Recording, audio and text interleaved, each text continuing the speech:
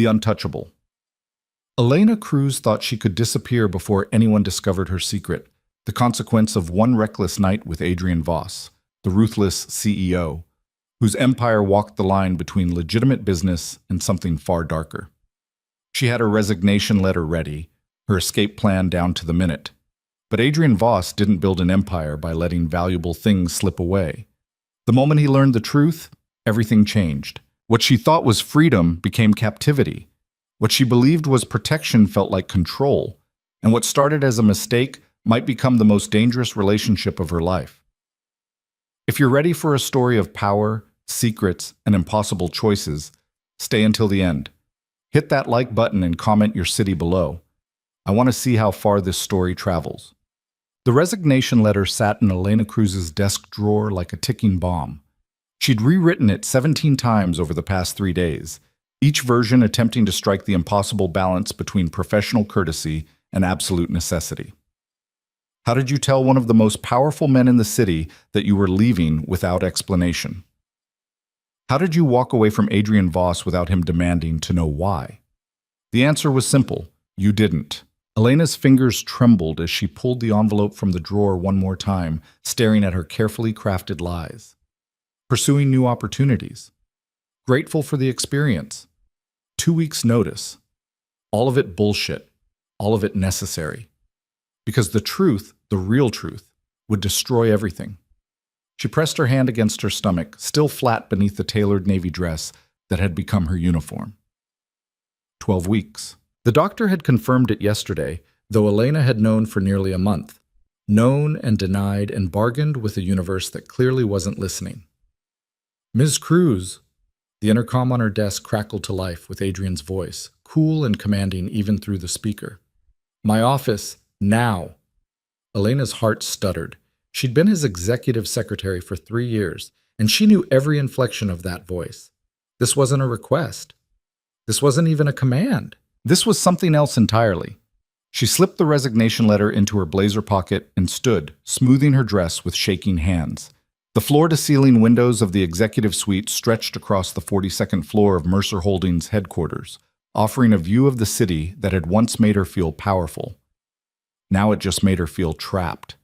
The distance between her desk and Adrian's office was exactly 43 steps. She'd counted them 1,000 times during her employment here, usually while preparing herself to face whatever crisis required her attention. But she'd never counted them like this, like a condemned woman walking toward her execution. His door was already open. Adrian Voss stood behind his desk, his back to her as he gazed out at the cityscape. Even in silhouette, he commanded attention. 6'3", broad-shouldered, with the kind of presence that made rooms go quiet when he entered. His dark suit was custom-tailored, perfectly fitted to a frame that spent more time in the private gym than anyone in the building realized. His black hair, shot through with silver at the temples despite being only 38, was combed back with the same precision that characterized everything about him. He'd been handsome the night they'd crossed every line. He was still handsome now. That was part of the problem. Close the door. Elena's stomach dropped. In 3 years, he'd never asked her to close the door. Their relationship was impeccably professional, conducted entirely in the open space of the executive suite where anyone could see, where there could be no suggestion of impropriety.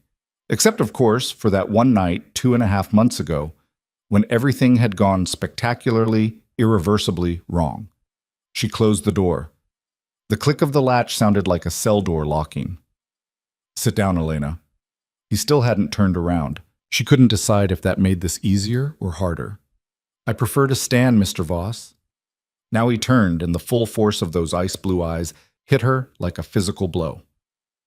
Adrian Voss had built an empire through a combination of brilliant business acumen and absolutely ruthless determination. Those eyes had stared down hostile board members, rival CEOs, and, according to the whispered rumors that swirled around him like smoke, men who operated in far darker worlds than corporate America. They were staring at her now with an intensity that made her knees weak. We both know you're not going to like what I'm about to say, Adrian said, his voice quiet but edged with steel. So I'd prefer you sitting down when I say it. Mr. Voss, I don't think you're pregnant. The words hung in the air between them like a grenade with the pin pulled. Elena's carefully constructed composure cracked. I don't know what you're talking about. Don't! The single word cracked like a whip. Adrian moved around the desk with the predatory grace that had always made her heart race for all the wrong reasons. Or maybe all the right ones. She'd never been sure. Don't insult both of us by lying. I've known you for 3 years, Elena. I know when you're hiding something. You're mistaken. Her voice was steady despite the panic clawing up her throat. I came in here to discuss the resignation letter in your pocket. He was close now. Too close. Invading the careful space she'd maintained between them since that night. Did you think I wouldn't notice? You've been distracted for weeks. Pale. Avoiding coffee.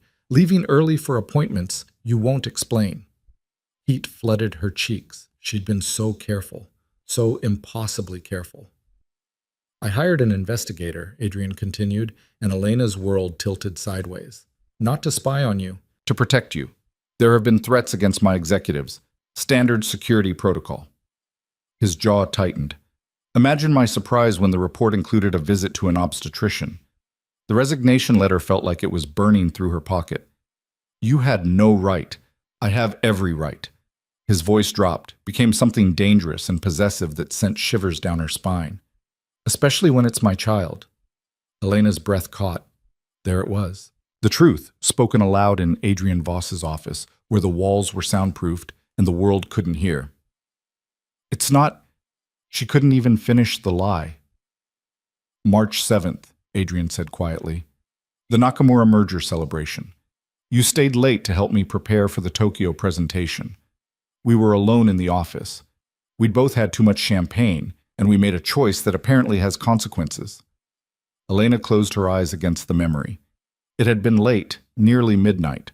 The merger had been Adrian's pet project for 18 months, and its success had been a triumph that even his enemies had to acknowledge. The champagne had flowed freely at the celebration, and she'd stayed behind like she always did, making sure everything was perfect for his morning flight. Except Adrian had been exhilarated, almost boyish in his victory, so unlike his usual controlled self. And she'd been tired of being invisible, tired of being professional, tired of pretending she didn't feel the electric charge between them every single day. One glass had led to another. One conversation had led to confessions neither of them should have made. One touch had led to a kiss that had led to Adrian clearing his desk with a sweep of his arm, and it was a mistake, Elena whispered, forcing her eyes open. We agreed it was a mistake. Well, we agreed it wouldn't happen again, Adrian corrected, his voice rough. We didn't agree to pretend it never happened, and we certainly didn't agree that you would run away carrying my child without telling me. I wasn't running away. The lie tasted bitter. I was leaving. There's a difference. Not to me. He reached out, and she flinched. Adrian froze, something that might have been hurt flashing across his face before the mask of control slammed back into place. I'm not going to hurt you, Elena. You're not going to let me leave either. No, he agreed simply. I'm not. The resignation letter crumpled in her fist. You can't force me to stay. I'm not forcing anything. Adrian stepped back, putting space between them again, though his eyes never left her face. I'm asking. You're pregnant with my child. That changes everything. It changes nothing. Elena's voice was sharper than she intended. We had one night, one mistake. That doesn't give you ownership over my life. Ownership? Adrian's expression darkened. Is that what you think this is about? What else would it be about? She laughed, a bitter sound that echoed in the elegant office. You're Adrian Voss. You don't let things slip out of your control. And now I'm carrying something that threatens that control, so naturally you want to manage it. Contain it.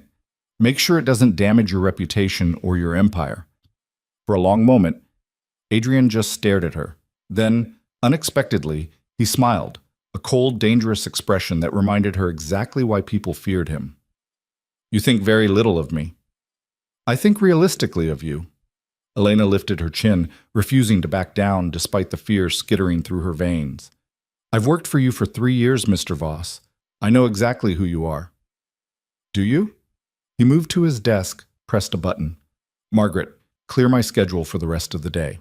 All meetings. No exceptions. Elena's eyes widened. What are you doing?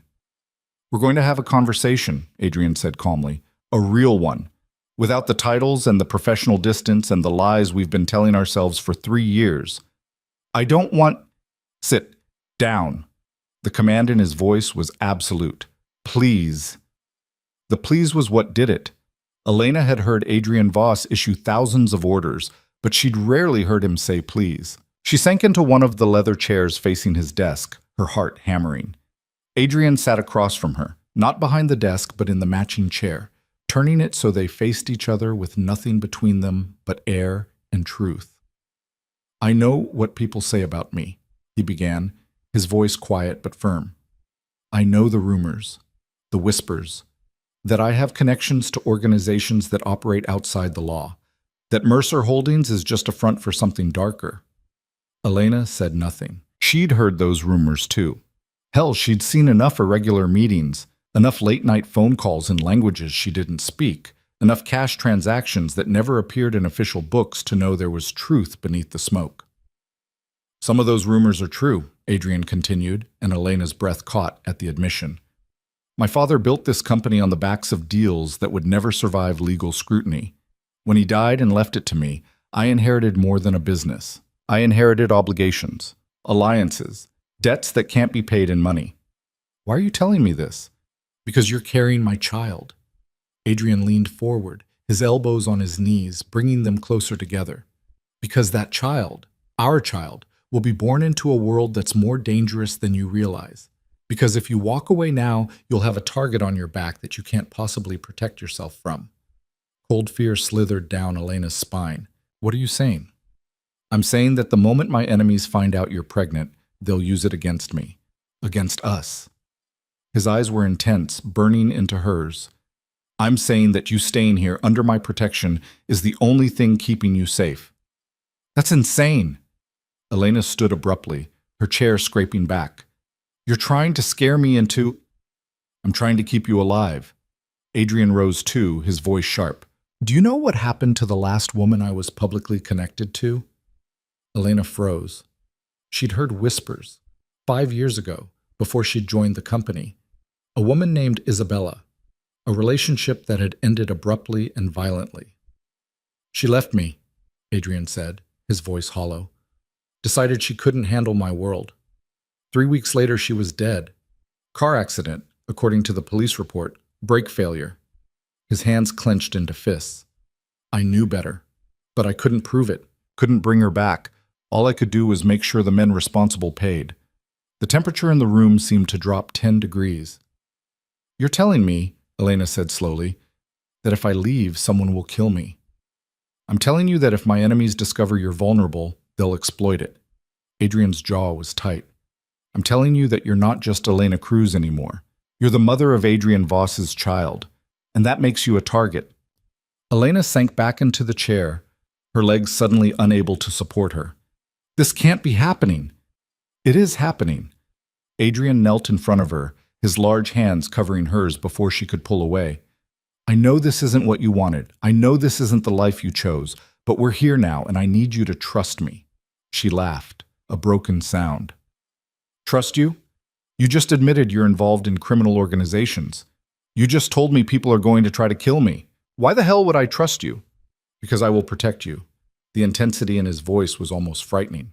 Because that child you're carrying is mine, and I protect what's mine. Because despite everything you think you know about me, I have never lied to you, and I'm not lying now. Elena looked down at their joined hands, his so much larger than hers, scarred across the knuckles in ways that told stories she'd never asked about. 3 years she'd worked beside this man. 3 years of professional perfection, of careful distance, of pretending the electricity between them didn't exist. One night had shattered all of that. And now she was carrying the consequences. What do you want from me? She whispered. Stay, Adrian said simply. Stay here, where I can protect you. Let me provide for you, for our child. Let me... He paused, seemed to struggle with the words. Let me be part of this. And if I refuse? His expression hardened. Then I'll have you moved to a secure location whether you like it or not. I won't risk your life, Elena, or our child's, even if you hate me for it. There it was. The truth beneath the request. This wasn't a choice. This was an ultimatum wrapped in concern. Elena pulled her hands from his and stood, needing distance. You can't keep me prisoner. I can keep you safe. Adrian rose, his height once again towering over her. There's a difference. Not from where I'm standing. They stared at each other across the space of the office. Two people who'd carefully maintained professional distance for 3 years now forced into an intimacy neither was prepared for. The intercom buzzed. Mr. Voss, I'm sorry to interrupt, but there's a situation. Adrian's expression never changed, but Elena saw the tension that rippled through his shoulders. What kind of situation? Dmitry Volkov is here. He says it's urgent. Elena watched the blood drain from Adrian's face. She'd never seen him react to a name with fear before. It was terrifying. Tell him I'll be right down. Adrian turned to Elena. Don't leave this office. Who's Dmitry Volkov? Someone you don't want to meet. Adrian strode to his desk, pulled open a drawer, and removed something that made Elena's stomach drop. A gun. He checked it with practiced efficiency, then slipped it into a shoulder holster hidden beneath his jacket. Stay here. Lock the door after I leave. Don't open it for anyone but me. Adrian, promise me. He was at the door, his hand on the knob, those blue eyes boring into hers with an intensity that stole her breath. Promise me you'll stay here. I promise. The words were out before she could stop them. He nodded once, then was gone. Elena locked the door with shaking hands, then sank into his desk chair, her mind reeling. Less than an hour ago, she'd been planning her escape. Now she was locked in Adrian Voss's office while he went to meet someone dangerous enough to make him carry a gun. She pressed her hand to her stomach again, to the tiny life growing inside her that had upended everything. What have I gotten us into? She whispered to the silence. The office didn't answer, but through the soundproofed walls she could have sworn she heard shouting. 20 minutes passed like 20 hours. Elena paced the office, her heels clicking against the hardwood floor with metronomic precision. She counted the steps, counted the windows, counted the beats of her racing heart, anything to avoid thinking about what was happening somewhere below her. Adrian had taken a gun to a meeting. What kind of business discussion required a weapon? The kind you don't walk away from, a dark voice whispered in her mind. She found herself standing at his desk, staring at the perfectly organized surface. Everything about Adrian Voss was controlled, measured, calculated. Even his office reflected it. Expensive but not ostentatious, powerful but not showy. The desk held only a laptop, a slim folder, and a photo frame turned toward his chair. Elena had never looked at that photo. In 3 years, she'd respected his privacy, never ventured into the personal space behind the professional facade. Now, with fear churning in her gut, and her entire future hanging in the balance, she reached for it. The photo showed a younger Adrian, maybe 25, without the silver in his hair or the hard edges around his eyes. He had his arm around a woman who looked like him, same dark hair, same sharp features. She was laughing at something off camera, and Adrian was smiling at her with unguarded affection. On the back, in faded ink, Adrian and Sophia, 2013. Elena's throat tightened. She'd never heard Adrian mention a Sophia, never seen any evidence of family in his carefully curated life. The door handle rattled, and Elena nearly dropped the frame. She shoved it back onto the desk, her heart in her throat. Elena, it's me. Open the door. Adrian's voice was rougher than usual, strained. She rushed to unlock it. He looked like he'd been in a fight. His jacket was missing, his shirt partially unbuttoned, and there was a cut on his cheekbone that was bleeding sluggishly. But it was his eyes that made Elena's breath catch, dark with a violence she'd never seen in them before. What happened? She reached for him instinctively, her fingers going to the cut. Adrian caught her wrist, not roughly, but firmly. Don't. You're hurt. I'm fine. He released her and moved past, going to a cabinet hidden in the wall paneling. Inside was a first aid kit and a bottle of expensive scotch. He grabbed both. We need to talk. No kidding. Elena watched him pour 2 fingers of scotch, down it in one swallow, then pour another. Adrian, what? Dmitry Volkov knows you're pregnant. The words hit like a slap. How? Because I have a traitor in my organization. Adrian's voice was cold, controlled fury barely leashed. Someone's been feeding information to the Volkov family. They know about you, they know about the baby, and they're planning to use it. Elena sank into a chair, her legs giving out. Use it how? Adrian finally looked at her, and the raw, protective anger in his eyes made her shiver. They want leverage, control over my territory. They've offered me a deal. Give them access to my shipping routes, my contacts, my infrastructure, or they'll make sure you and the baby disappear. The room spun. They threatened to kill us. They threatened to take you. Adrian's hands clenched on the glass. Which is worse. Elena didn't want to think about what that meant. So what did you tell them? I told them to go to hell. He set the glass down with controlled precision. And then I made it very clear what would happen to anyone who touched you. The cut on your face. Dmitri wasn't happy with my answer. A ghost of a smile crossed Adrian's lips, cold and dangerous. But he's still breathing, which is more than I can say for the last man who threatened what's mine. Elena should have been terrified, should have been running for the door. Instead, she found herself asking, what happens now? Now we go public. Adrian pulled out his phone. I'm calling a press conference for tomorrow morning. We're going to announce the pregnancy, announce our relationship, and make it clear that you're under my protection. Our relationship? Elena's voice pitched higher. We don't have a relationship. We have a one-night stand and a complication. We have a child on the way. Adrian's voice was flat, brooking no argument. That's relationship enough. And once the world knows, the Volkovs can't touch you without starting a war. You're using me as a shield. I'm using the truth as a shield. He moved closer, and Elena forced herself not to back away. Elena, I know this isn't what you wanted. I know you plan to leave, to raise this child alone, to pretend that night never happened. But that option is gone now. The only way to keep you safe is to make you too visible to harm. She wanted to argue, wanted to scream into the unfairness of it all. But the cold logic of his words was undeniable. I hate this, she whispered. I know. For just a moment, Adrian's control slipped, and she saw something raw and almost vulnerable in his eyes. I know this isn't the life you chose, but it's the life we have now, and I swear to you, I will keep you safe, both of you. Elena looked down at her hands, at the resignation letter she'd forgotten was still crumpled in her pocket. All her plans, all her carefully constructed escape routes, rendered meaningless in the span of an hour. I need guarantees, she said finally, looking up at him. If I'm going to do this, if I'm going to let you turn my life upside down and parade me in front of the media, I need something from you. Adrian's expression sharpened. Name it.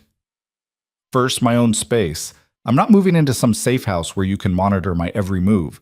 I need my apartment, my life, my independence. Done. With security. Second, my career. I worked damn hard to get where I am. I'm not going to be reduced to Adrian Voss's pregnant girlfriend in the press. I want a real position with real responsibilities. You'll be promoted to VP of Strategic Operations. Adrian's response was immediate. You've earned it.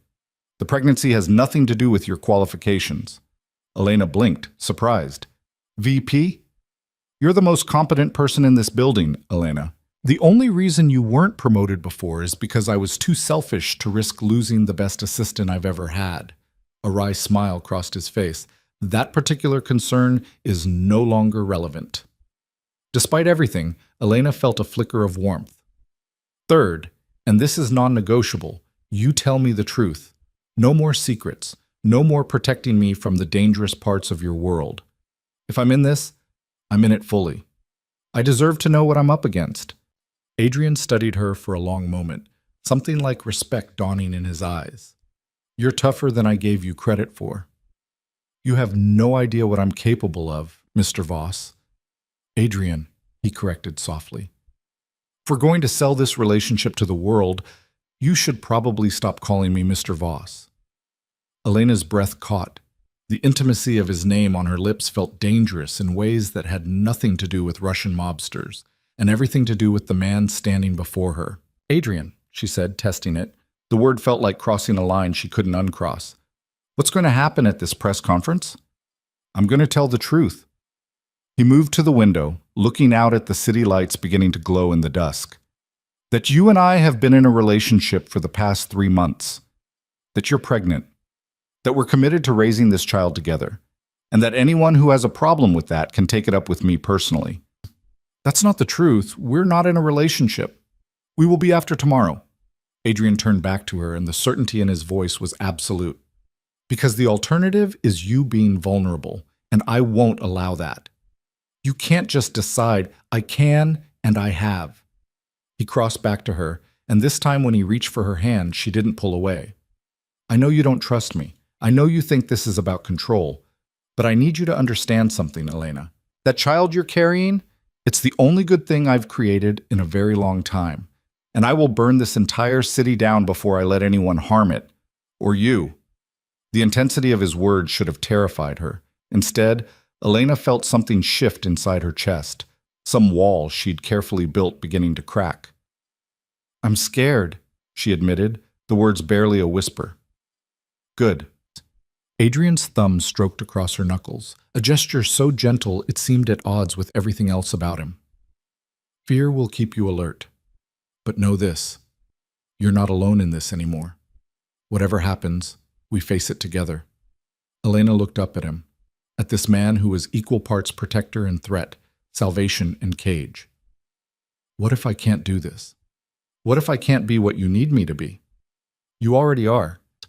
His free hand came up to cup her cheek, and Elena's breath stuttered at the unexpected tenderness. You're strong enough to try to leave me, brave enough to carry a child you didn't plan for, smart enough to negotiate terms when most people would just accept my protection. You're exactly what I need you to be, Elena. You just don't know it yet. She should pull away, should maintain the distance that had kept them safe for 3 years. But the warmth of his hand on her face, the absolute certainty in his voice, the way he looked at her like she was something precious and breakable, it all combined to keep her frozen in place. The press conference is at 9 a.m., Adrian said softly. My PR team will prep you tonight. They'll ask questions about how we met, how long we've been together, whether marriage is in the future. Is it? The question escaped before Elena could stop it. Marriage? Adrian's expression became unreadable. Do you want it to be? I don't know what I want anymore. Elena pulled back, needing the distance to think clearly. 24 hours ago, I wanted to disappear. Now I'm going to be standing in front of cameras claiming to be in love with you. You don't have to claim love. Adrian's voice was carefully neutral. Respect is enough. Partnership. We can build on that. Can we? Elena laughed bitterly. How do you build a relationship on a foundation of threats and ultimatums? The same way you build anything worthwhile. Adrian moved back to the scotch, poured another glass. One choice at a time. One day at a time. One moment of trust at a time. I don't trust you. Then trust this. He raised the glass in a mock toast. I will keep you safe. I will provide for our child. And I will never ever lie to you about the dangers we face. That's more than most relationships start with. Elena wanted to argue, wanted to point out all the ways this was wrong, impossible, doomed to failure. But the exhaustion was catching up to her, the weight of the day's revelations pressing down until she could barely breathe. I need to go home, she said quietly. I need to think. You'll have security. Adrian was already pulling out his phone. 2 men, rotating shifts. They'll be discreet. Of course they will. Elena moved to the door, then paused. Adrian? The woman in the photo on your desk. Sophia. Who is she? His expression shuddered completely. Someone I failed to protect. Someone whose death I carry every day. He met her eyes. She's why I won't fail you. Elena nodded, not trusting herself to speak.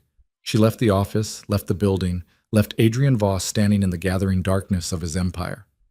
But she couldn't leave behind the truth that had just upended her entire world. She was going to have Adrian Voss's child. And tomorrow she was going to tell the world she belonged to him. The only question was whether she'd survive what came after. The security detail arrived at Elena's apartment building at 7 p.m., exactly when Adrian had promised. 2 men in dark suits, one positioned in the lobby, one outside her door. Professional, discreet, terrifying. Elena sat on her couch, staring at the untouched takeout container on her coffee table, and tried to process the fact that her life now required armed guards. Her phone buzzed. A message from an unknown number. PR team will arrive at 8. They'll need 2 hours. Get some rest before then. She should have been annoyed at his presumption, at the way he'd simply taken over her evening. Instead, she felt a strange flutter of something that might have been gratitude. At least someone was handling the logistics while her brain struggled to catch up with reality. Another message appeared. And Elena? Thank you. For staying. For trusting me enough to try. Her fingers hovered over the keyboard. What was she supposed to say to that? You're welcome for not running away from the father of my child. Thanks for threatening me into compliance. In the end, she typed nothing.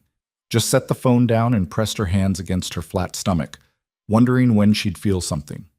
Movement, life. Proof that this wasn't all some elaborate nightmare. The knock came at exactly 8 o'clock. Elena opened the door to find a woman in her 50s with sharp eyes and an expensive briefcase, flanked by a younger man carrying what looked like a portable wardrobe. Ms. Cruz, I'm Veronica Kane, head of crisis communications for Mercer Holdings. The woman's handshake was firm, professional. This is Marcus, our image consultant. May we come in? Crisis communications. The term made Elena's stomach twist. Of course. She stepped back, letting them enter her modest apartment. It suddenly felt painfully small compared to the spaces Adrian inhabited. Veronica settled onto the couch with the efficiency of someone used to handling disasters. First, let me say congratulations on the baby. Second, let me say that what we're about to do tomorrow will change your life forever. Are you prepared for that? No, Elena said honestly, but I don't think I have a choice. There's always a choice. Veronica's expression softened fractionally. But some choices have consequences we can't afford. Adrian explained the situation with the Volkov family. He mentioned they want to kidnap me and use me for leverage. That's the sanitized version. Veronica pulled out a tablet, tapped it a few times, then turned it toward Elena. This is what happened to the last person who became leverage against Adrian Voss. The photos were brutal. Elena turned away after the first one, her hand covering her mouth. I'm sorry to show you that, Veronica said quietly, but you need to understand what we're protecting you from. The Volkovs don't make idle threats. If they get their hands on you, the best-case scenario is that Adrian gives them what they want and they return you alive. The worst case? She trailed off meaningfully. Elena forced herself to breathe through the nausea. What's the plan for tomorrow? We present you as Adrian's partner, strong, confident, choosing this relationship. The media will ask invasive questions. When did you meet? How long have you been together? Whether this baby was planned. We need your answers to be consistent with Adrian's. Marcus spoke for the first time, his voice surprisingly gentle. We also need to address your appearance. Right now you look like an executive secretary. Tomorrow, you need to look like the woman who could capture Adrian Voss's heart. Elena bristled. What's wrong with how I look? Nothing, professionally. Marcus was already opening his cases, pulling out clothing. But the media expects a certain narrative. Powerful man, beautiful woman, unexpected romance. We're going to give them that narrative while maintaining your dignity and strength. The next 2 hours were a blur of wardrobe changes, makeup trials, and practiced responses to hypothetical questions. Veronica drilled her relentlessly. How did you and Adrian fall in love? We worked together for 3 years. The professional respect grew into something more personal. When did the relationship turn romantic? 3 months ago, after the Nakamura merger. At least that part was true. Was the pregnancy planned? It was unexpected but welcomed. The lie tasted bitter, but Veronica nodded approval. Will you be getting married? We're focused on preparing for the baby right now. Marriage is a conversation for later. By 10 o'clock, Elena's head was pounding and her feet ached from standing in the 4-inch heels Marcus insisted she needed. But when she looked in the mirror, she barely recognized herself. The woman staring back wore a cream-colored dress that somehow managed to be both modest and devastating, fitted enough to show her figure but loose enough to hide the barely there bump. Her dark hair was styled in soft waves instead of her usual severe bun. The makeup was subtle but transformative, emphasizing her eyes and making her look polished, powerful, untouchable. Perfect, Marcus murmured. You look like you belong at his side. I look like someone pretending to belong at his side, Elena corrected. Veronica stood, gathering her materials. Then pretend convincingly. Your life may depend on it. She paused at the door. Elena? Adrian Voss is many things, some of them frightening, some of them brilliant, most of them complicated. But he protects what's his with a ferocity that's almost legendary. You could do worse than having that protection. After they left, Elena stood in her transformed apartment, clothing racks everywhere, makeup covering her bathroom counter, her quiet life invaded and reorganized, and wondered who she was becoming. Her phone buzzed again. Veronica says you did well. I knew you would. Car will pick you up at 8:30 tomorrow. Try to sleep. Elena typed back before she could think better of it. Are you sleeping? The response came immediately. No, too much to prepare. Too many people to remind that touching you would be the last mistake they ever make. Despite everything, Elena felt her lips curve into a smile. Violent threats aren't romantic, Adrian. They are when they're sincere. Sleep, Elena. Tomorrow we change everything. She did sleep eventually, though her dreams were filled with cameras and questions and ice blue eyes that promised both salvation and destruction. The car that arrived at 8:30 was a black town car with tinted windows and a driver who introduced himself simply as Davis. The same security detail from last night climbed into a second vehicle that followed them through morning traffic. Elena's hands wouldn't stop shaking. They pulled up to Mercer Holdings at 8:55. A crowd had already gathered. Journalists, cameras, curious onlookers drawn by the mysterious press conference announcement that had gone out late last night. Ms. Cruz, Davis appeared at her door. Mr. Voss is waiting inside. Are you ready? No, she would never be ready. But she nodded anyway. The lobby of Mercer Holdings had been transformed into a media staging area. Cameras lined the back wall, reporters filled rows of chairs, and at the front stood a podium with the company logo. And beside it, looking every inch the powerful CEO, in a charcoal suit that probably cost more than her monthly rent, stood Adrian Voss. His eyes found hers immediately across the crowded room. Something passed between them. Understanding, solidarity, a silent promise that they were in this together whether they liked it or not. He crossed to her in long strides, and before Elena could process what was happening, his hand was at the small of her back, guiding her forward with possessive certainty. You look beautiful, he murmured, low enough that only she could hear. I look terrified. Then we match. His hand tightened fractionally. Ready? Do I have a choice? Always. His eyes met hers with surprising intensity. You can still walk away. I'll find another way to keep you safe. For a moment, Elena almost believed him, almost thought she could turn around, leave this circus, return to her quiet life. Then she thought of the photos Veronica had shown her, the reality of the Volkov threat, the child growing inside her who deserved better than a mother running scared. Let's do this, she said. Adrian's smile was small but genuine. That's my girl. The possessive phrasing should have annoyed her. Instead, it sent warmth flooding through her chest. They approached the podium together. Cameras flashed like lightning. The murmur of the crowd grew louder. Adrian stepped up to the microphone with the confidence of a man who'd faced down hostile takeovers and emerged victorious. Elena stood beside him, her heart hammering so hard she was certain everyone could hear it. Thank you all for coming on short notice, Adrian began, his voice carrying easily across the room. I've called this press conference to address rumors that have been circulating and to share some personal news. The room went silent. Elena could feel the weight of dozens of eyes on her. For the past 3 years, Elena Cruz has been my executive secretary and one of the most valuable members of my team. Over the past 3 months, our relationship has evolved into something more personal.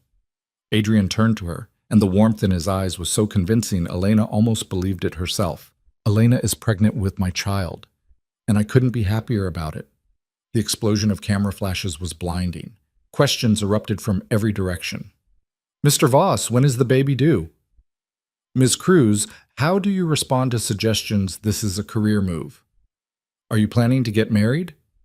Will Ms. Cruz remain in her position at the company? Adrian raised a hand and the room quieted.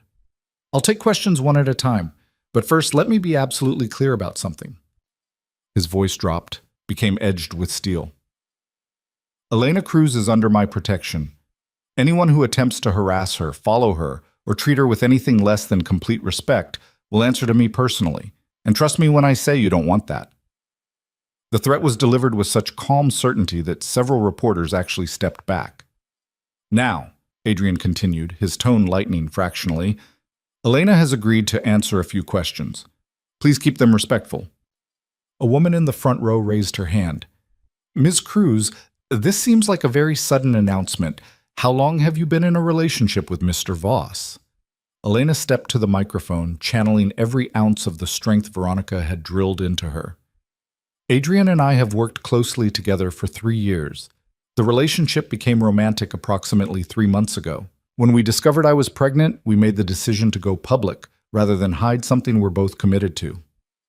Was the pregnancy planned? Another reporter, male, with skeptical eyes. It was unexpected, Elena said evenly, but welcomed. Mr. Voss, you've been famously private about your personal life. Why go public now? Adrian's hand found Elena's, his fingers threading through hers with easy intimacy. Because the woman I care about and my unborn child deserve better than being treated like a secret. Because I'm proud of this relationship and this family we're building. And because I want the world to know that they're mine. The possessiveness in his voice sent shivers down Elena's spine.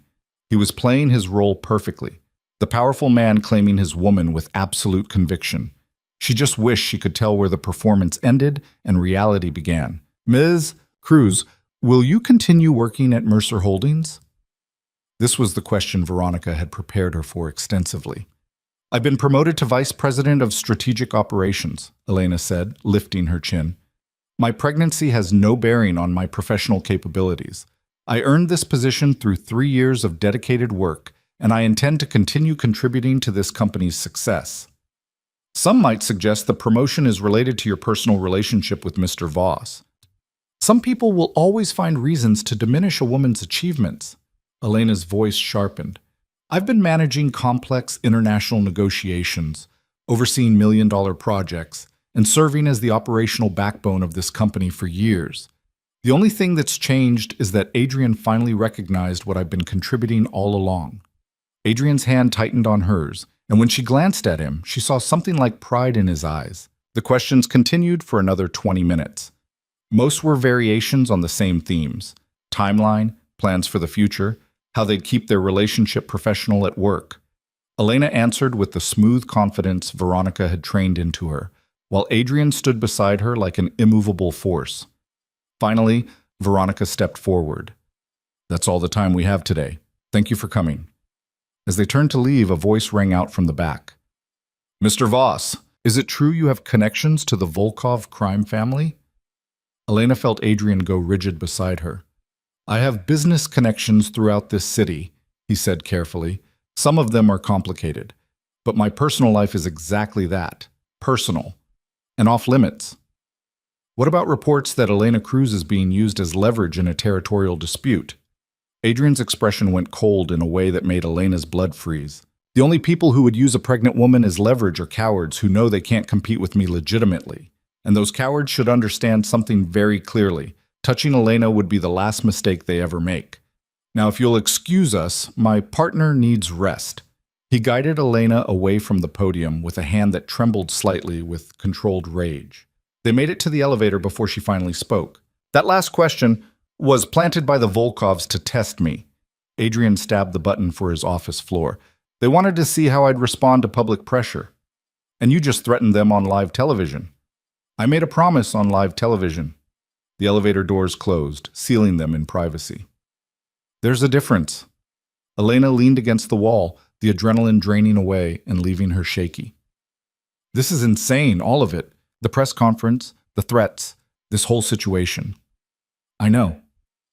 Adrian moved closer, and despite the spacious elevator, she felt surrounded by him. But you did beautifully, strong, confident, everything I knew you could be. I was terrified. So was I. The admission surprised her. But we survived, together. The elevator dinged, doors opening to the executive floor. But before Elena could step out, Adrian caught her arm. I need you to know something, he said quietly. That promotion to VP, it wasn't because of the baby or our relationship. I've been planning it for months. You've earned it a dozen times over. I just didn't want to lose you as my assistant because I'm a selfish bastard who values competence. Elena searched his face, looking for the lie, found only sincerity. You mean that? Every word. His hand slid down her arm, gentle. You're brilliant, Elena. Don't let anyone, including me, make you doubt that. Before she could respond, Veronica appeared from Adrian's office. The press conference is already trending. Mostly positive coverage, though there are some conspiracy theories about the timing. There always are. Adrian released Elena, the professional mask sliding back into place. What's the security situation? 2 attempts to follow Ms. Cruz's car. Both were intercepted by our team. Veronica's expression was grim. The Volkovs are moving faster than we anticipated. Elena's heart skipped. Intercepted how? Our people made it clear that following you was a health hazard. Adrian's voice was flat. They won't try again. You had people hurt because they followed a car. I had people discouraged from stalking the mother of my child. Adrian met her eyes steadily. And I'll do worse if necessary.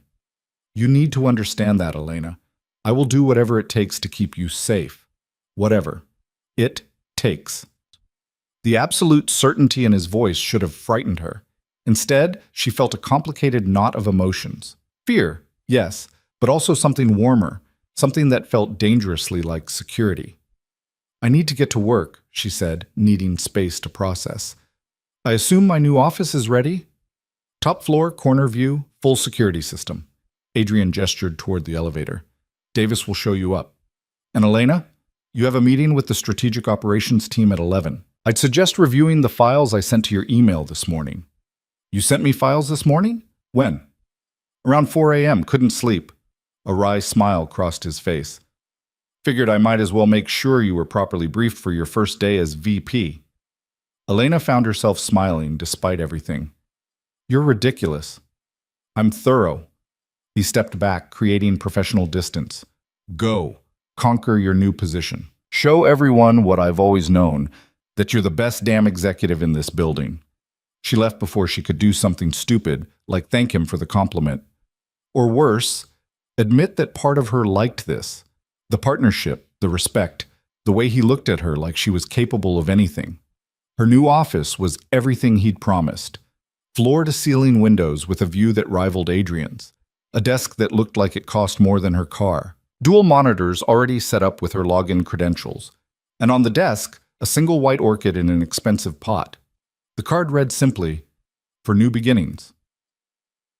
Elena sank into the leather chair and pulled up her email. Sure enough, Adrian had sent her detailed briefings on every current strategic initiative at Mercer Holdings. The timestamp read 4:17 a.m. He'd been awake, working, preparing her for success when he could have been sleeping, when he should have been resting after threatening Russian mobsters and planning press conferences and upending both their lives. Her phone buzzed with a text. How's the office? She typed back. Obscene. I feel like I should have an MBA just to sit at this desk. You're smarter than half the MBAs in this building. The other half are terrified of you. Enjoy it. Despite herself, Elena laughed. She was still smiling when her office door opened and a young woman entered carrying a stack of files. Miss Cruz? I'm Jennifer Park, your new assistant. Mr. Voss asked me to get you oriented before the 11 o'clock meeting. Elena straightened, pushing thoughts of orchids and late-night emails aside. Thank you, Jennifer. Let's get started. The next 3 hours were a whirlwind of information. Jennifer was efficient and thorough, walking Elena through active projects, key stakeholders, and the political landscape of the Strategic Operations Division. By the time 11 o'clock arrived, Elena's head was spinning, but she felt as prepared as possible. The conference room was packed with senior executives, all of whom turned to stare when she entered. She recognized most of them, had scheduled their meetings, prepared their presentations, managed their crises from behind Adrian's desk for 3 years. Now she was sitting across from them as an equal. Ms. Cruz, Robert Chen, the current head of strategic operations, stood to shake her hand. His grip was firm, his expression carefully neutral. Congratulations on the promotion. Thank you, Robert. Elena settled into her chair with more confidence than she felt. I'm looking forward to working with this team. I'm sure you are. The comment came from Marcus Reeves, VP of International Development, his tone just barely polite. Though some of us are curious about the timing of this promotion, given recent announcements. The room went silent. Elena met his eyes steadily. Are you suggesting I didn't earn this position, Marcus? I'm suggesting the optics are questionable. The optics are that Adrian Voss finally recognized what I've been contributing to this company for years. Elena's voice was calm but edged with steel. I've negotiated 3 major international contracts in the past 18 months. I've saved this company millions through operational efficiencies. I've managed crises that would have destroyed lesser organizations. My pregnancy has nothing to do with my qualifications. But if you'd like to challenge those qualifications, we can schedule a one-on-one meeting to review my performance record in detail. Marcus's jaw tightened, but he said nothing. Good. Elena pulled out her tablet. Now, I've reviewed the current strategic initiatives, and I have concerns about the Baxter acquisition timeline. Robert, can you walk me through the latest projections? For the next hour, Elena proved exactly why Adrian had promoted her. She asked incisive questions, identified risks others had missed, and proposed solutions that made even Marcus grudgingly nod in approval. By the time the meeting ended, she'd earned the respect of most of the room. She could see it in their eyes, surprise giving way to recognition that she belonged here. Robert lingered after the others left. That was impressive. And for what it's worth, I've worked with you long enough to know you earned this promotion, pregnancy or not. Welcome to the team. Thank you. Elena felt some of the tension drain from her shoulders. I appreciate that. Though I should warn you, the rumor mill is vicious. People are going to question everything you do for a while. Let them. Elena stood, gathering her materials. I've spent 3 years being invisible. I can handle being scrutinized. Robert smiled. Something tells me you're going to be just fine, Miss Cruz. After he left, Elena allowed herself a moment to simply breathe. She'd survived the press conference, survived her first meeting as VP, survived the first day of this new, complicated life. Her phone buzzed. Heard the meeting went well, told you they'd be terrified of you. Dinner tonight? We should discuss security protocols for your new position. And you need to eat. Elena stared at the message. Dinner felt dangerously close to a date. But he was right, she did need to understand the security implications of her new role. And she was hungry. Where? My place. More private. Car will pick you up at 7. She should say no. Should maintain boundaries. Should remember this was all just protective theater for dangerous people. But the truth was, she didn't want to say no. Somewhere between the press conference and the promotion, between his hand in hers and the orchid on her desk, something had shifted. She wasn't sure she liked it, but she couldn't deny it either. Fine. But I'm not dressing up. Come as you are. You're beautiful regardless. The compliment made her cheeks flush. She set the phone down and tried to focus on work, but her mind kept drifting to ice blue eyes and dangerous promises. At 7 o'clock exactly, Davis appeared at her office door. Miss Cruz, Mr. Voss is expecting you. Elena gathered her things, ignoring the knowing looks from the few remaining employees in the building. Let them speculate. Let them gossip. She was past caring.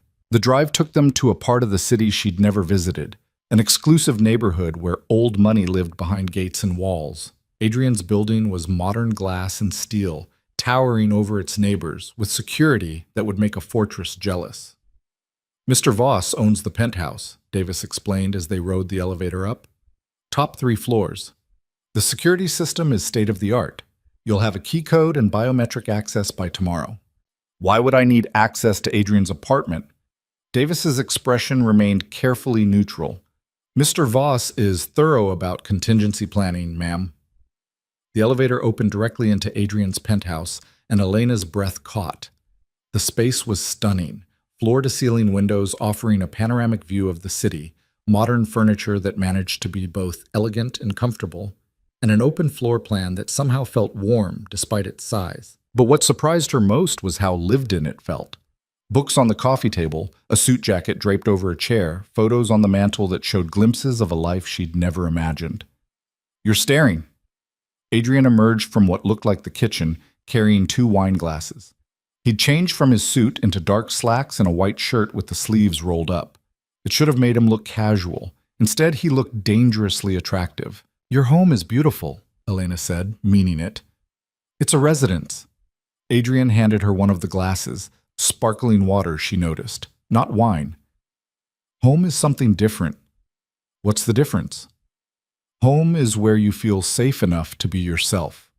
He gestured toward the dining area where a table had been set for two. "I'm not sure I've ever really had that."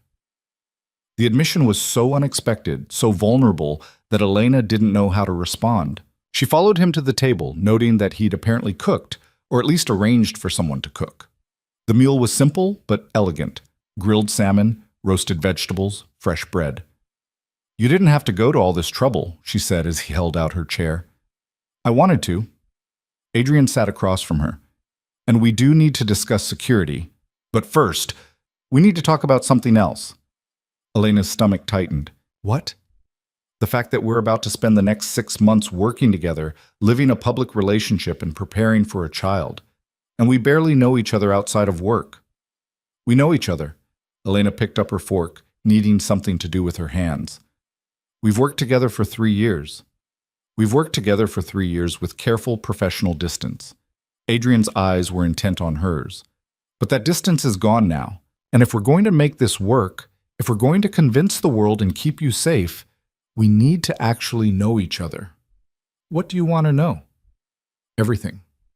The word was simple but weighted with meaning. Where you grew up, what you dream about, why you took a job as an executive secretary when you're clearly capable of running the entire company. Elena set down her fork. "That's a lot to ask over dinner."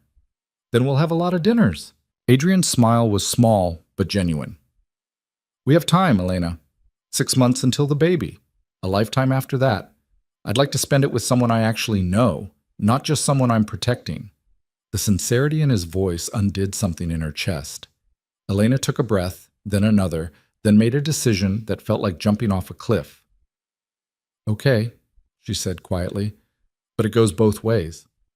I want to know about you too. The real you, not the CEO or the man with mob connections. I want to know about Sophia and your father, and why you look so sad sometimes when you think no one's watching." Adrian's expression flickered with surprise, then something deeper. "Deal. But fair warning, some of my answers are going to be dark. I'm carrying your child and being threatened by Russian mobsters. I think I can handle dark." His laugh was unexpected and genuine. "You really are something, Elena Cruz." They ate and they talked. Adrian told her about growing up in a family where love was transactional and business was everything. Elena shared stories of her childhood in a small town she'd left the moment she could. He described his sister Sophia, brilliant, kind, killed in a car accident that he still blamed himself for not preventing. She admitted she'd taken the secretary position because she'd needed any job, any income, and had planned to move up but got comfortable being invisible. The conversation flowed easier than she'd expected. Without the armor of professionalism, Adrian was different, still intense, still commanding, but also surprisingly thoughtful. He listened when she spoke, asked questions that showed genuine interest, and occasionally smiled in a way that transformed his entire face. By the time dinner ended, Elena had learned more about Adrian Voss in 2 hours than she'd learned in 3 years of working beside him. "Thank you for tonight," she said as he walked her toward the elevator. "I needed this, to feel like a person instead of a problem to be solved." "You're not a problem, Elena." Adrian stopped in front of the elevator, his hand reaching up to tuck a strand of hair behind her ear. The gesture was achingly gentle. "You're something I didn't know I needed." Her breath caught. "Adrian, I know this isn't what you wanted. I know I pushed you into this, threatened you, left you no choice." His thumb brushed across her cheek. "But I need you to know that if I could go back, if I could do this differently, I would. I'd court you properly, give you time, let you choose me freely instead of out of fear." "You can't go back," Elena whispered. "No, but I can try to make the present better." His hand dropped, and she immediately missed the warmth. "Security briefing tomorrow. Your apartment or mine?" "Mine." She needed the familiar ground, the space that was still hers. 7 p.m. "Oh, I'll bring dinner again." The elevator arrived with a soft chime. Elena stepped inside, then turned to face him. "Adrian?" Tonight. This was nice. The talking, getting to know you. We'll do it again, he promised. As many times as it takes for you to trust me. I'm starting to, she admitted. That's what scares me. The doors closed on his small, devastating smile, and Elena leaned against the elevator wall, her heart racing. She was starting to trust Adrian Voss, starting to see him as more than just the father of her child or the man threatening to protect her. She was starting to like him. And that, she realized with dawning horror, was the most dangerous thing of all. 3 weeks passed in a blur of new routines and carefully maintained boundaries that were becoming harder to defend with each passing day. Elena settled into her role as VP with a competence that silenced even her harshest critics. She restructured the Strategic Operations Division, negotiated a partnership with a European firm that had everyone talking, and managed to do it all while morning sickness hit her like a freight train every day around 10 a.m. Adrian noticed everything. He started keeping crackers in his office, scheduled her meetings for afternoons, never commented when she had to excuse herself suddenly, just shifted conversation seamlessly until she returned.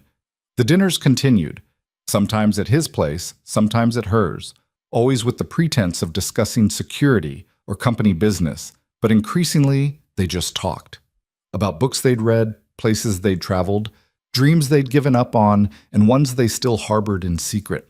Elena learned that Adrian spoke 4 languages fluently, had studied philosophy in college before his father forced him into business, and had a devastating weakness for old jazz music.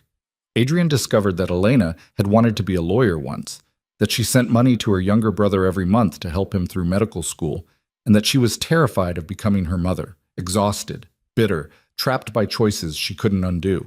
"You're nothing like that," Adrian said one night as they sat on his balcony overlooking the city lights. "You're fierce, strong. You make hard choices and own them." "I didn't choose this." Elena gestured vaguely at her stomach, which was finally starting to show a small curve beneath her clothes. "No," Adrian agreed quietly, "but you chose to stay, to fight, to build something from a situation neither of us wanted. That takes more strength than walking away would have." She'd gone home that night confused and conflicted, her carefully constructed walls crumbling a little more with every conversation. The media attention was relentless but manageable. Photos of them leaving the office together, speculation about wedding dates, think pieces about power dynamics and workplace relationships. Veronica handled it all with ruthless efficiency, feeding the press just enough information to satisfy their appetite without giving away anything real. The security remained constant. Elena's apartment building now had cameras on every floor. Her car was always followed by at least one security vehicle. Even her morning coffee run required coordination. She hated it, but she couldn't deny it was necessary. The threats came regularly. Emails to the company, anonymous messages on social media. Once, a bouquet of black roses left at the reception desk with a card that read simply, "Enjoy her while you can." Adrian had gone deadly quiet when he saw those roses. Then he'd made 3 phone calls in rapid succession, his voice dropping into a register Elena had never heard before. Cold, controlled, absolutely lethal. The threats stopped for a week after that. Elena didn't ask what he'd done.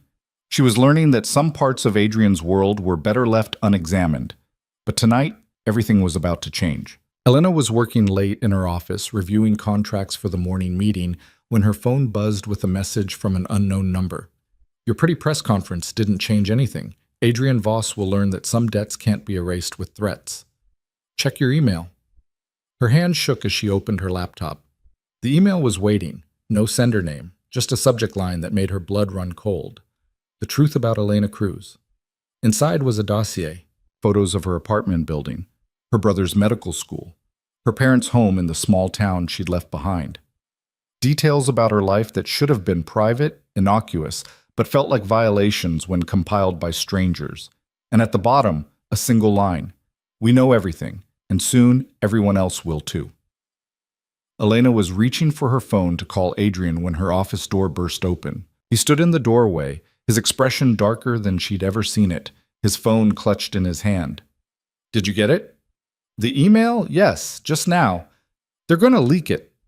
Adrian crossed the room in 3 strides.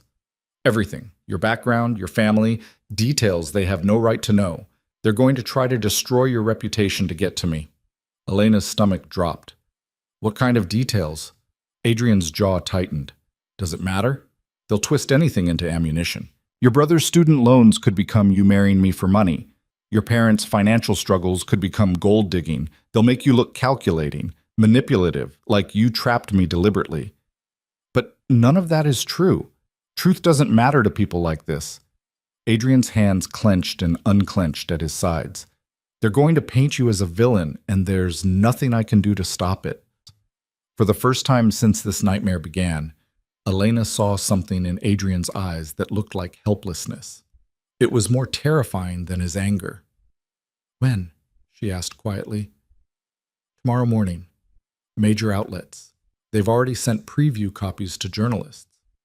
He pulled out his phone, showed her the email chain Veronica had forwarded. We have maybe 12 hours before your life becomes a media circus. Elena sank into her chair, her hand instinctively going to her stomach. The baby, their baby, was barely the size of a lemon, but already its existence was tearing her world apart. What do? We fight back.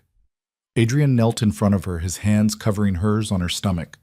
The gesture was unconscious, protective, devastatingly intimate. Veronica is already preparing a counter-narrative. We'll get ahead of the story, control the message. Adrian, stop. Elena pulled her hands away, needing to think clearly.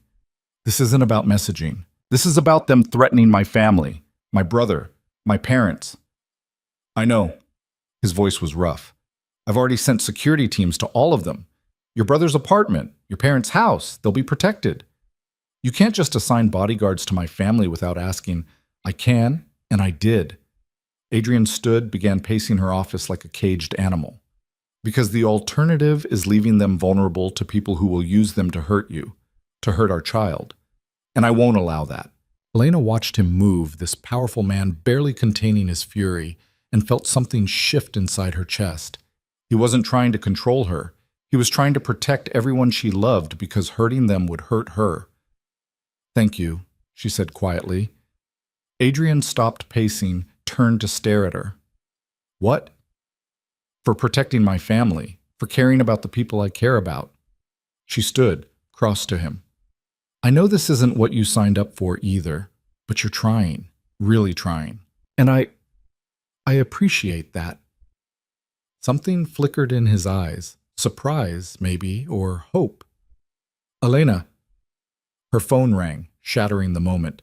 She glanced at the screen and felt her blood turn to ice. It's my mother. Answer it. Adrian stepped back, giving her space. I'll give you privacy. No, stay. Elena didn't want to examine why she needed him there, just accepted that she did. She answered the call. Mom? Elena Marie Cruz, what the hell is going on? Her mother's voice was sharp with panic. There are men outside our house. Big men in suits who say they're here to protect us. And your father just got a call from some reporter asking about your relationship with Adrian Voss. What have you gotten yourself into?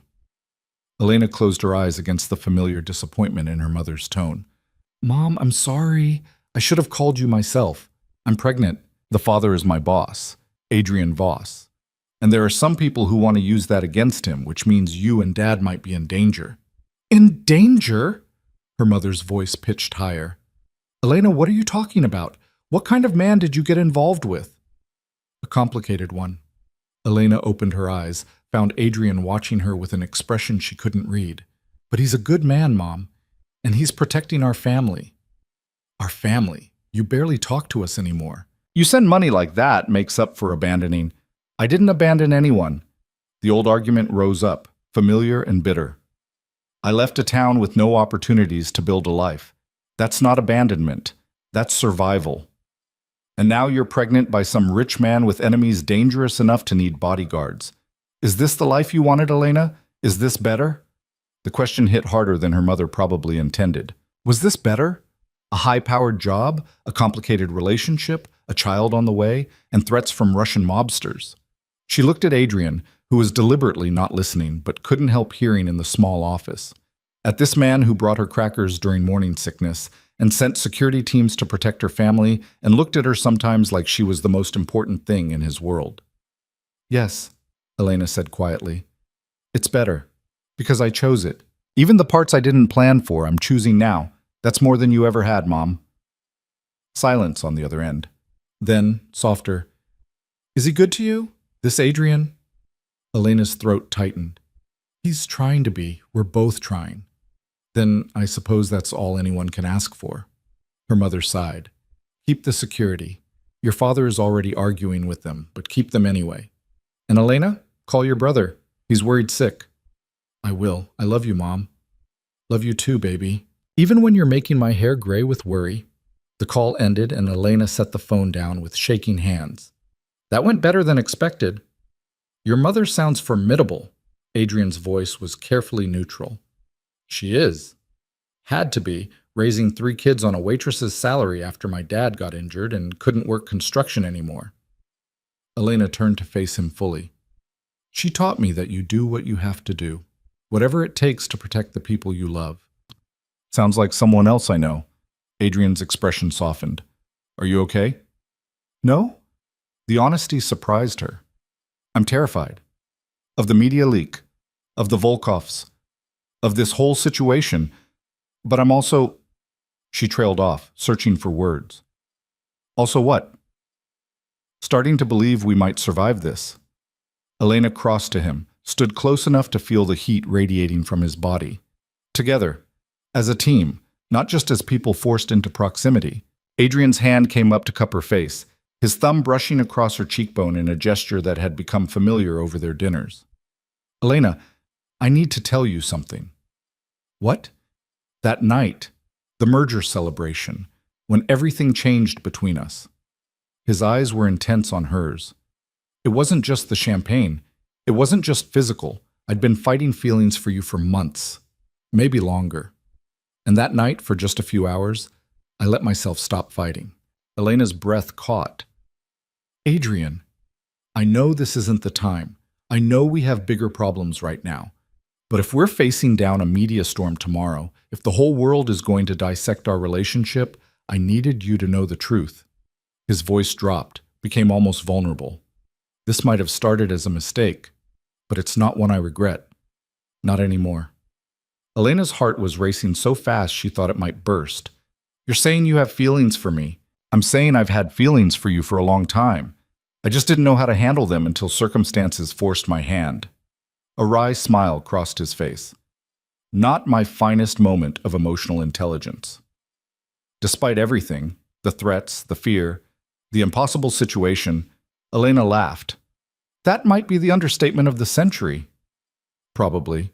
Adrian's other hand found her waist, pulling her incrementally closer. "But we're here now, and I'm asking you, before the storm hits tomorrow, to tell me the truth. Is there any chance you could feel the same way? Eventually? Or am I deluding myself?" Elena looked up at this man who'd upended her entire life, who'd threatened and protected and infuriated her in equal measure, who brought her dinner and learned her coffee order and looked at her like she was precious, who was offering her a future she'd never imagined but was starting to want desperately. "I don't know what I feel," she said honestly, "except that when I'm with you, I feel less afraid. And when you look at me like you are right now, I feel like maybe this whole mess might actually turn into something good." "That's enough." Adrian's smile was small, but genuine. "That's more than enough to work with." He was leaning down, and Elena was rising up to meet him when her office door flew open again. Veronica stood in the doorway, her expression grim. "We have a problem. A bigger one." Adrian's arms tightened protectively around Elena before he released her and turned to face his crisis manager. "What now?" "The leak isn't tomorrow. It's happening now. Someone jumped the timeline." Veronica held up her tablet. "It's already trending on social media, and it's worse than we thought." Elena moved to see the screen, and her stomach dropped. The headline read, "Gold Digger or Victim? The Truth About Adrian Voss's Pregnant Secretary." Below it were photos, her apartment building, her family home, her brother at medical school, and worse, screenshots of text messages she didn't recognize, conversations she'd never had, all carefully fabricated to make her look calculating and mercenary. "This is fake," Elena breathed. "I never sent these messages." "Doesn't matter." Veronica's voice was tight. "People are already sharing it. The narrative is that you targeted Adrian deliberately, got pregnant to trap him, and are now using his power to threaten anyone who exposes the truth. Adrian had gone absolutely still beside her, a stillness that Elena was learning meant he was at his most dangerous. Who leaked it? We're tracking the source now, but it's sophisticated. Multiple VPNs, offshore servers. This is an amateur hour. Veronica looked between them. We need to respond immediately. Counter-narrative, character witnesses, something to stop this from spiraling. No. Adrian's voice was cold steel. We're done playing defense. What are you suggesting? I'm suggesting we stop letting the Volkovs control this narrative. Adrian pulled out his phone, dialed a number. It's time to end this. Permanently. Elena grabbed his arm. Adrian, what are you doing? Calling Dmitry Volkov, setting up a meeting. His eyes were ice. If he wants a war, I'll give him one. But it ends tonight. You can't just... This is insane. Elena. He covered her hand with his, the gesture gentle despite the violence in his voice. Trust me. Please. One more time. Trust me to end this. She looked into those blue eyes that had terrified her once and now just made her heart ache, and made a choice that felt like free-falling. Okay, but I'm coming with you. Absolutely not. I'm coming with you, Elena repeated, her voice firm. This is my life they're destroying. My reputation. My family. I have a right to face the people doing this. Elena, these men are dangerous. So are you. She lifted her chin, channeling every ounce of strength she possessed. And I'm carrying your child, which apparently makes me valuable enough to kidnap. So I'm already in danger. The only question is whether I face it hiding in an office or standing beside you. Adrian stared at her for a long moment, something like awe flickering across his face. You're incredible. Do you know that? I'm terrified. There's a difference. No. His hand cupped her face again. Courage is being terrified and doing it anyway. And you, Elena Cruz, are the bravest person I've ever met. Before she could respond, he was speaking into the phone, his voice dropping into that cold, controlled register that sent shivers down her spine. Dmitry, it's Adrian. You want to meet? Let's meet. Neutral ground, 1 hour. And Dmitry, if you've harmed anyone in her family, there won't be enough of you left to bury. He ended the call and turned to Veronica. Get our best security team ready, full tactical gear, and call Marcus Chen. I want our lawyer present. Adrian, this is a terrible idea. It's the only idea that ends this without more casualties. He was already moving, pulling Elena with him toward the elevator. Come on, we have an hour to prepare. The car ride to the meeting location was tense and silent. Adrian had changed into darker clothes, strapped a gun to his side with the casual efficiency of someone who'd done it 1,000 times. Elena sat beside him in the back of the armored town car, her hand resting on her stomach, trying to calm the racing of her heart. Where are we meeting? She asked finally. One of my warehouses near the docks. Neutral territory, plenty of space for both security teams and cameras everywhere. Adrian's hand found hers, squeezed. I won't let anything happen to you. What about you? I've been doing this since I was 23, when my father died and I inherited his empire and all its complications. His voice was matter of fact. I know how to handle men like Dmitry Volkov. The warehouse was exactly as he'd described, massive, industrial, with Adrian's security team already positioned at every entrance. Elena counted at least a dozen men, all armed, all watching the perimeter with professional alertness. Inside, the space was cavernous and cold. Adrian led her to a cleared area in the center where 2 chairs sat facing each other with about 10 feet of space between them. You'll sit here. He gestured to one of the chairs. I'll be across from Dmitry. Security will be watching from the catwalks. At the first sign of trouble, you run. Davis will be right behind you, and he'll get you out. Adrian, promise me. His hands gripped her shoulders, his eyes burning into hers. Whatever happens, you run. You protect our child. Promise me, Elena. She wanted to argue, wanted to insist she wouldn't leave him, but the absolute desperation in his voice stopped her. I promise. He kissed her forehead, a gesture so tender it made her throat tight. Thank you. For trusting me, for being here, for being you. Before she could respond, the warehouse doors opened. Dmitry Volkov walked in, flanked by four men who looked like they could break bones with their bare hands. He was younger than Elena expected, maybe 40, with sharp features and eyes that held no warmth whatsoever. Adrian Voss. Dmitry's accent was thick, his smile mocking. You brought your little secretary. How touching. She's not my secretary anymore. Adrian's voice was flat, dangerous. She's the mother of my child, and you've made a grave mistake threatening her. Mistake? Dmitry laughed, the sound echoing in the empty space. The mistake was yours, Adrian. Thinking you could refuse my very reasonable business proposal. Thinking you could protect everyone you care about. Thinking you're untouchable. I am untouchable. Adrian sat in the chair facing Dmitry with the casual confidence of a king on a throne.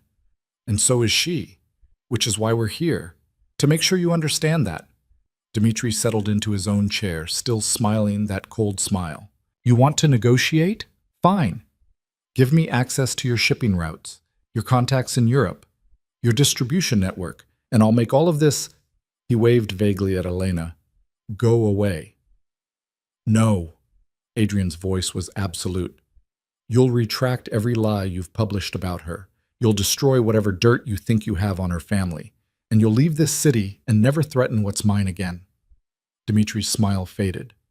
You're not in a position to make demands. I'm in the only position that matters. Adrian leaned forward, his voice dropping to something almost conversational.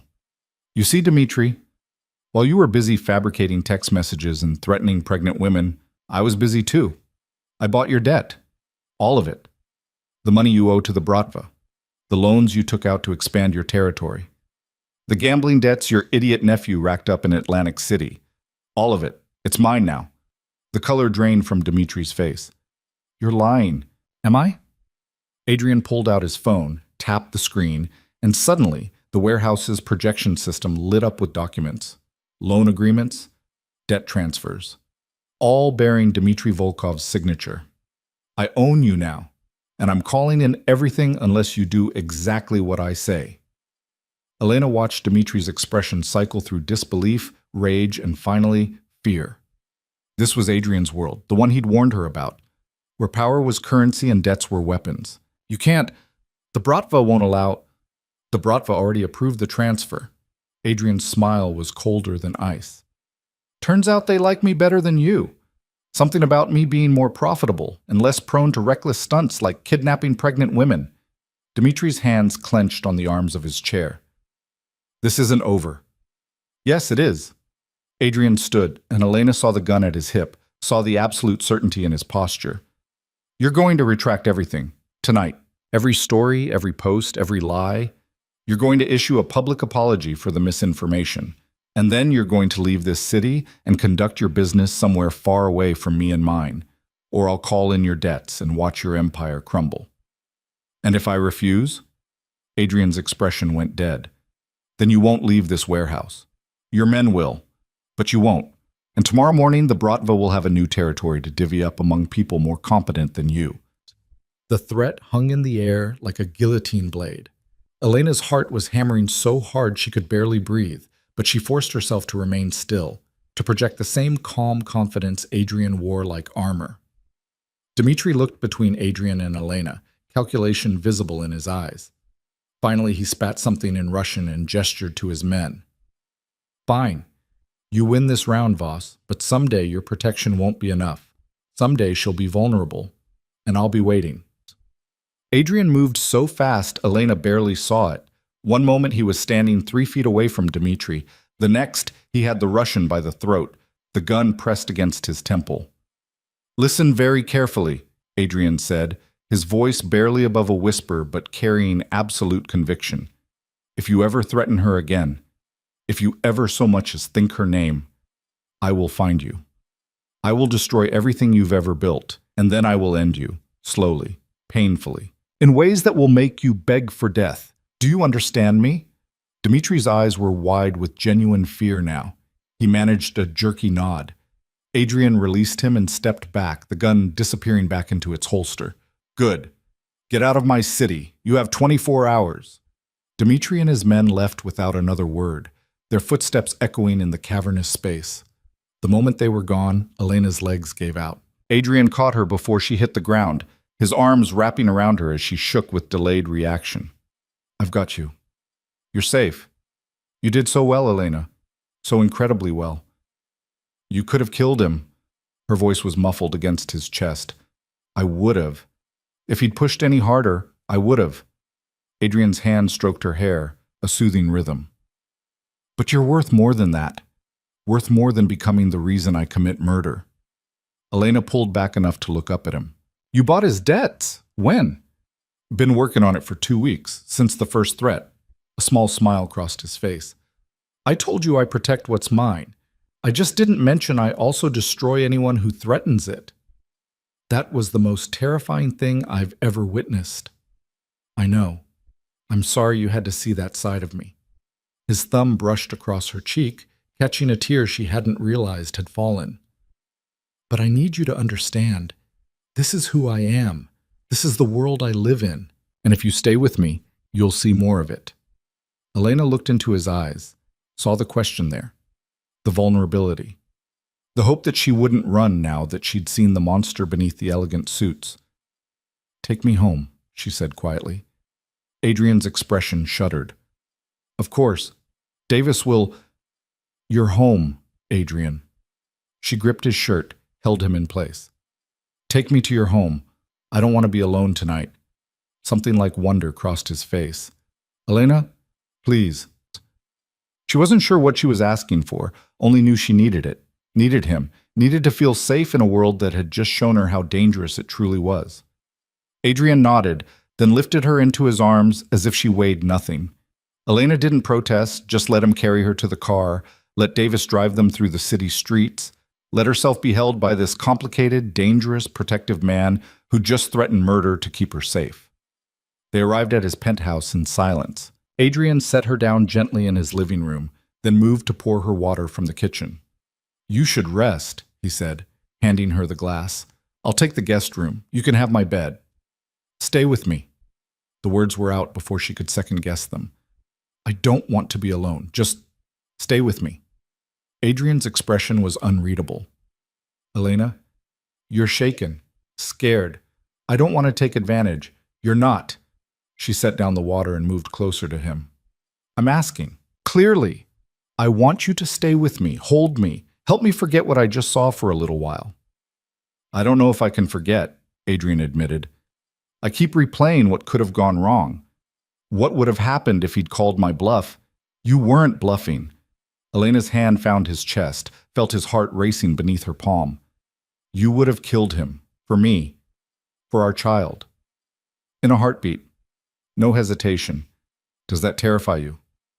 Yes. She met his eyes steadily. But it also makes me feel safer than I've ever felt in my life. And I don't know what that says about me. It says you're a survivor. Adrian's arms came around her, and Elena melted into the embrace.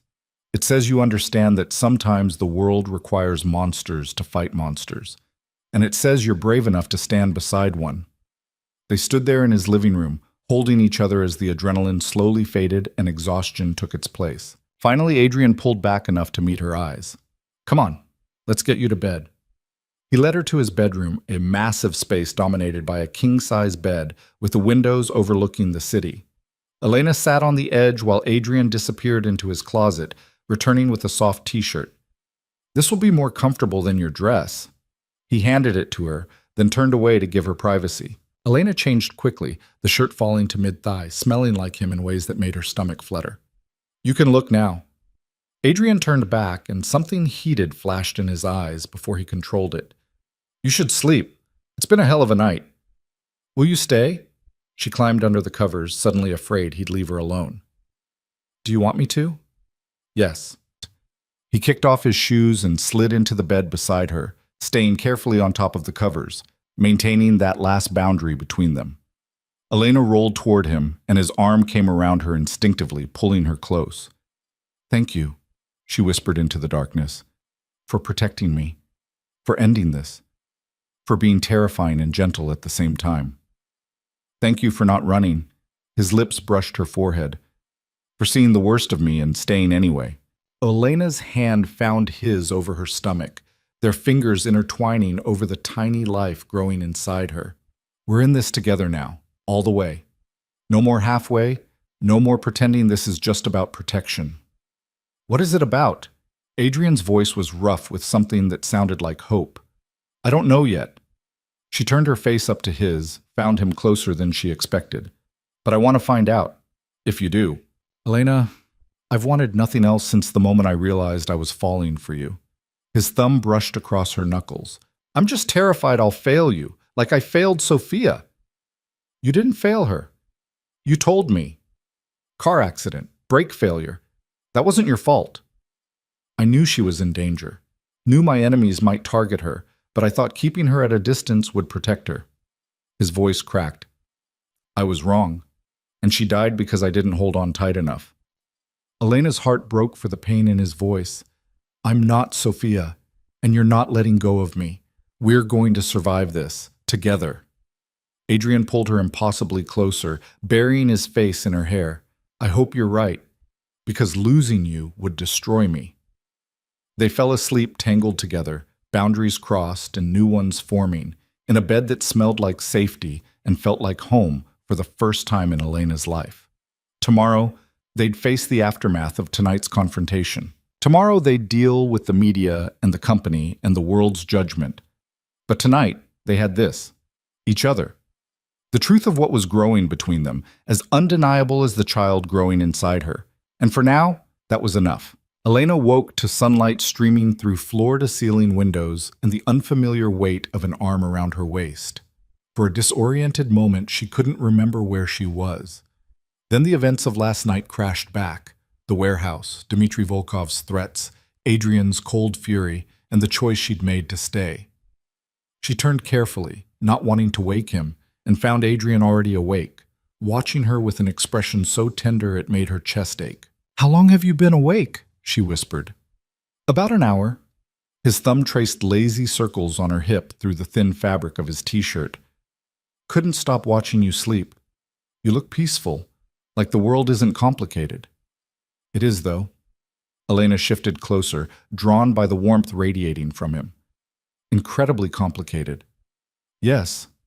Adrian's hand slid up to cup her face. But maybe that's okay. Maybe complicated is better than simple. Before Elena could respond, his phone buzzed insistently on the nightstand. Adrian groaned, reaching for it without releasing her. His expression darkened as he read the screen. What is it? Veronica. The retraction went live an hour ago. Dmitry kept his word. Adrian showed her the screen. Every major outlet that had published the fabricated story now had a prominent correction, citing unverified sources and misinformation. Some even included apologies to Elena directly. It's over? Elena couldn't quite believe it. The immediate threat, yes. Adrian set the phone down, his attention returning to her. But there will be fallout, questions about how the retraction happened so quickly, speculation about what leverage I used. The media doesn't like admitting they were wrong. Let them speculate. Elena surprised herself with her own certainty. We know the truth. That's enough. Adrian's smile was slow and devastating. When did you become so fearless? When I realized being afraid wasn't protecting me.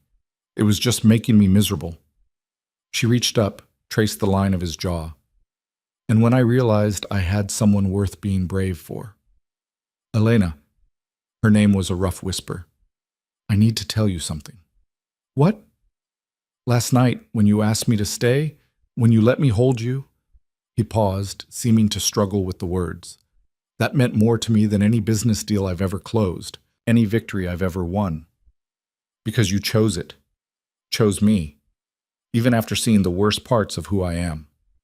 Elena's throat tightened. Adrian, those parts aren't the worst of you. They're just the parts you use to protect what matters. There's a difference. Is there? His eyes searched hers. I threatened to kill a man last night. I bought another man's debt specifically so I could destroy him. Those aren't the actions of a good person. Good is complicated. Elena shifted, propping herself up on one elbow so she could look down at him. You also protected my family, ended a threat that could have destroyed my life, made sure my brother and parents were safe. Those are the actions of someone who cares, Someone who uses power for something other than just accumulating more power. Adrian's hand slid into her hair, pulling her down until their foreheads touched.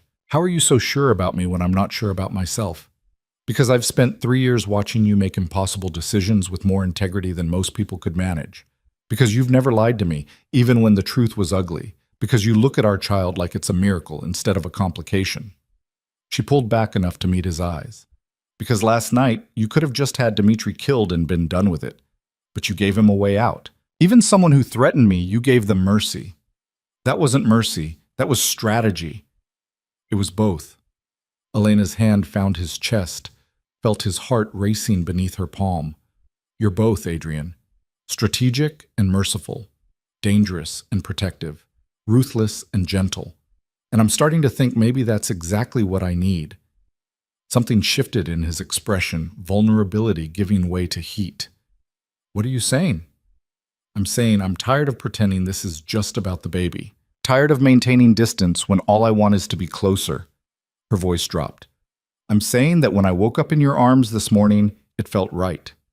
And I want to see where this goes. If you do. Adrian's response was to pull her down into a kiss that stole her breath and made the world disappear. It was nothing like their first kiss months ago, that had been champagne and recklessness and mutual surrender to something they couldn't control. This was deliberate, conscious, a choice they were both making with clear eyes and racing hearts. When they finally broke apart, both breathing hard, Adrian rested his forehead against hers. I've wanted to do that since the press conference, since you stood beside me and faced down the cameras like you owned the world. I was terrified. You were magnificent. He kissed her again, softer this time. You're always magnificent, even when you're terrified, especially then. Elena's phone buzzed, shattering the moment. She groaned, reaching for it on Adrian's nightstand. A text from her brother, Michael. Mom told me everything. Are you okay? Do I need to come home? Also, who are these guys in suits outside my building? She showed the message to Adrian, who had the grace to look slightly sheepish. I might have been overly cautious with the security detail. You think? But Elena was smiling as she typed back. I'm fine. The suits are temporary. Stay in school. And yes, we need to talk. Soon. Love you. Another message appeared, this one from Veronica. Office in 1 hour. We need to discuss the promotion strategy now that the crisis is contained. Reality was reasserting itself with the inevitability of sunrise. Elena sighed, setting the phone down. We should probably get ready for work. Probably. Adrian made no move to release her. Or we could stay here, let the world sort itself out for once. Tempting. But I have a meeting with the European partners at 10, and you have that board presentation. Elena forced herself to sit up, immediately missing his warmth. Besides, we have to face everyone eventually. Might as well do it now. Adrian rose with fluid grace, crossing to his closet. There are spare toiletries in the guest bathroom, and I had some clothes brought over for you. Professional options, various sizes. They're in the closet there. Elena paused halfway to the bathroom. When did you have clothes brought over? Last week. Adrian emerged with a fresh suit. After you mentioned hating emergency wardrobe changes. Figured it made sense to have options here, just in case. The casual thoughtfulness of it made her chest tight. Thank you. You keep thanking me for basic consideration. His expression was puzzled. Why? Because most people don't think that far ahead. Don't plan for someone else's comfort without being asked. Elena crossed back to him, rose on her toes to press a quick kiss to his jaw. You do. Even when you're busy threatening mobsters and running an empire. She left him standing there, looking stunned and headed for the guest bathroom, her heart lighter than it had been in months. The clothes Adrian had selected were perfect. Professional, but not stuffy, various styles that accounted for her changing body. Elena chose a deep blue dress that skimmed her figure without clinging, paired it with the heels from yesterday, and emerged feeling more like herself than she had since this whole ordeal began. Adrian was waiting in the kitchen, 2 travel mugs of coffee, decaf for her, she noticed, and a paper bag that smelled like heaven. Breakfast sandwiches from that place you like on 5th? He handed her both. You mentioned craving their eggs last week. Elena stared at him. You remembered a casual comment I made about breakfast food? I remember everything you tell me. Adrian shrugged into his suit jacket. It's not difficult when someone actually interests you. They rode to Mercer Holdings together, Davis navigating morning traffic with practiced ease. Elena found herself watching Adrian review documents on his tablet, his brow furrowed in concentration, and felt a wave of affection so strong it surprised her. What? Adrian glanced up, catching her staring. Nothing, just, this is nice, the routine of it, going to work together. We've gone to work together for 3 years. Not like this, Elena gestured between them. Not as whatever we are now. Adrian's smile was soft. Partners, in every sense of the word, if that's what you want. It is. The certainty in her voice surprised them both. The moment they entered the building, Elena felt the weight of dozens of eyes. Whispers followed them across the lobby, through the elevator, down the hall to the executive floor. Some curious, some speculative, some openly hostile. Elena lifted her chin and ignored them all. Ms. Cruz, Jennifer was waiting at her office, looking relieved. Thank goodness. The phones have been ringing nonstop since the retractions went live. Everyone wants a statement. Draft a simple response. Something like, we appreciate the corrections and consider the matter closed. Ms. Cruz's focus remains on her work at Mercer Holdings. Elena settled behind her desk, feeling the familiar comfort of her professional role. Send it to Veronica for approval before releasing it. Already done. Veronica appeared in the doorway, tablet in hand. I took the liberty. Also, Elena, you need to see this. She turned the tablet around. The screen showed a news article, not about the pregnancy or the scandal, but about Elena herself. VP Elena Cruz, the strategic mind behind Mercer Holdings' recent successes. Elena skimmed the article, her eyes widening. It detailed her role in the Nakamura merger, the European partnership she'd just closed, the operational improvements she'd implemented, all factual, all focused on her professional achievements rather than her personal life. How did this happen? Adrian called in some favors, got friendly journalists to shift the narrative. Veronica's expression was approving. By this afternoon, you'll be known for your competence, not your pregnancy, which is exactly how it should be. Elena looked through the glass wall of her office toward Adrian's, caught him watching her. He raised his coffee cup in a small salute, and she felt warmth flood through her chest. He's good at this, Veronica observed, protecting people he cares about. You're not the first, but you might be the most important. What do you mean? Veronica hesitated, then seemed to make a decision. 5 years ago, when his sister died, Adrian blamed himself. Went dark for months, made some dangerous enemies, nearly destroyed everything his father built trying to get revenge. I thought we'd lost him, but eventually he came back, colder, more controlled, more careful about what he cared about. He told me about Sophia. Did he tell you he's been paying for her daughter's education? That he set up a foundation in her name that funds domestic violence shelters? Veronica's voice was gentle. That he tracks down every drunk driver in the city and makes sure they face consequences, legal or otherwise? Elena's throat tightened. No, he didn't mention that. Because he doesn't want credit. He wants to fix the unfixable. Veronica straightened. I'm telling you this because you need to understand, when Adrian Voss cares about someone, he doesn't do it halfway. And he hasn't cared about anyone like he cares about you since Sophia died. Don't take that lightly. She left, and Elena sat at her desk, processing. A foundation. Education funds. Justice for his sister pursued long after her death. All the pieces of Adrian she was still discovering, all the ways he turned grief into action. Her phone buzzed. A text from Adrian. Stop thinking so hard. I can see the wheels turning from here. She looked up, found him watching through their respective office windows. She typed back, Veronica told me about the foundation, Sophia's daughter, the drunk drivers. A long pause, then, she talks too much. She talks just enough. Thank you. For turning something terrible into something that helps people. It doesn't bring her back. No. But it means she mattered. That her death changed things. That's more than most people get. She watched him read the message, saw his expression soften.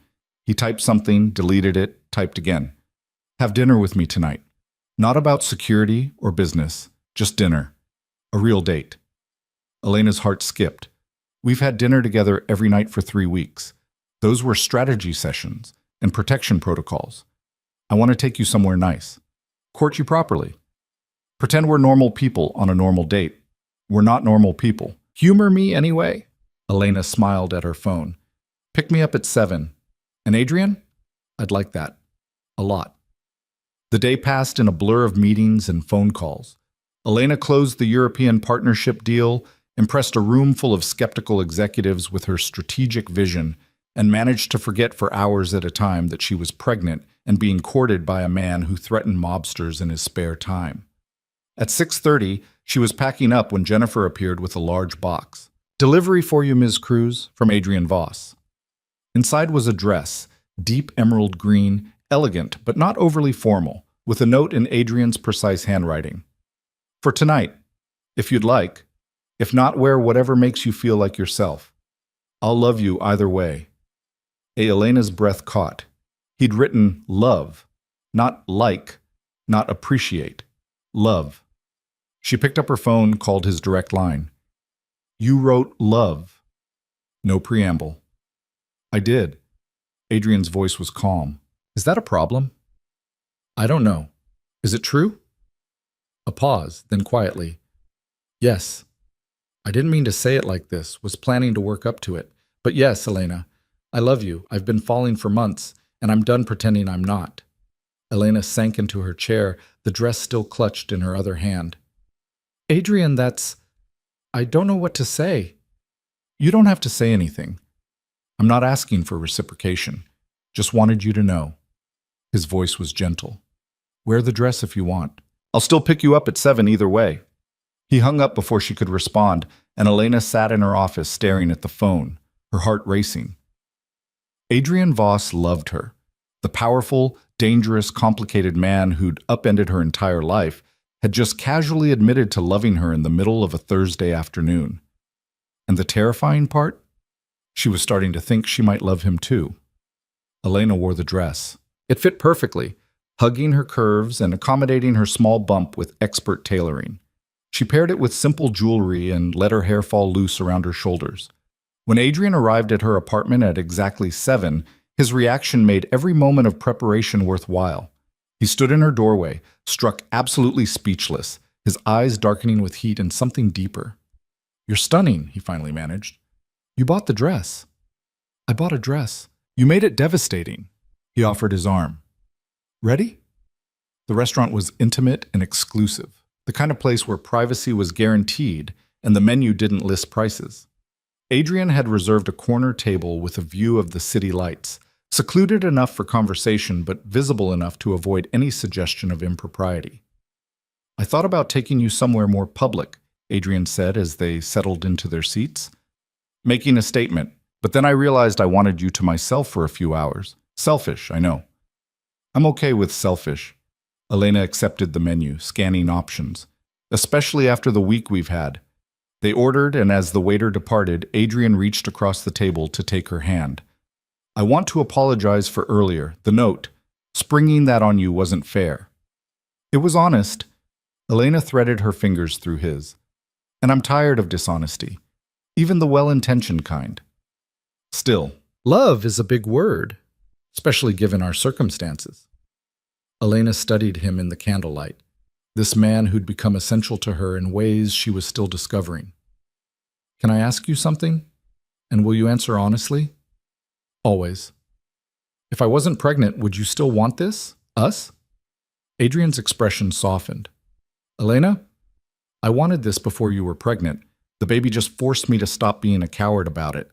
He squeezed her hand. "I spent 3 years watching you handle impossible situations with grace. 3 years wanting to cross the professional line and never finding the courage. The baby didn't create my feelings. It just made it impossible to hide them anymore. So this isn't about obligation. This is about finally having an excuse to pursue something I've wanted since approximately the 2nd month you worked for me." A wry smile crossed his face. "When you told off that hostile board member in the meeting, remember?" Elena laughed, the memory surfacing. "Marcus Chen was being an ass about the quarterly projections. You eviscerated him with facts and a smile. I was half in love with you right then. Adrian's thumb traced circles on her palm. It's only gotten worse since. The waiter returned with their meals, and they ate, talking about everything and nothing. Books they'd read, places they wanted to travel, dreams they'd shelved. Adrian told her about wanting to teach philosophy before his father died. Elena confessed she'd almost become a lawyer but couldn't afford the debt. You still could, Adrian said. If you wanted, I'd pay for law school. That's not... I couldn't ask you to... You're not asking. I'm offering. He leaned forward. Elena, I have more money than I could spend in 3 lifetimes. Let me use it for something that matters. For someone who matters. She wanted to argue. Wanted to maintain her independence. But the genuine desire in his eyes to give her this, to help her reclaim a dream she'd abandoned, made her pause. Let me think about it, she said finally. Take all the time you need. Adrian sat back. The offer stands, always. They were finishing dessert when Adrian's phone buzzed. He glanced at it, his expression darkening. What's wrong? Nothing urgent, but we should probably head back. He signaled for the check. There's been a development with the Volkov situation. Elena's stomach dropped. I thought it was over. It is. This is just cleanup. Adrian helped her with her coat, his hand lingering on her shoulder. Dmitri left the city this morning, headed to Miami.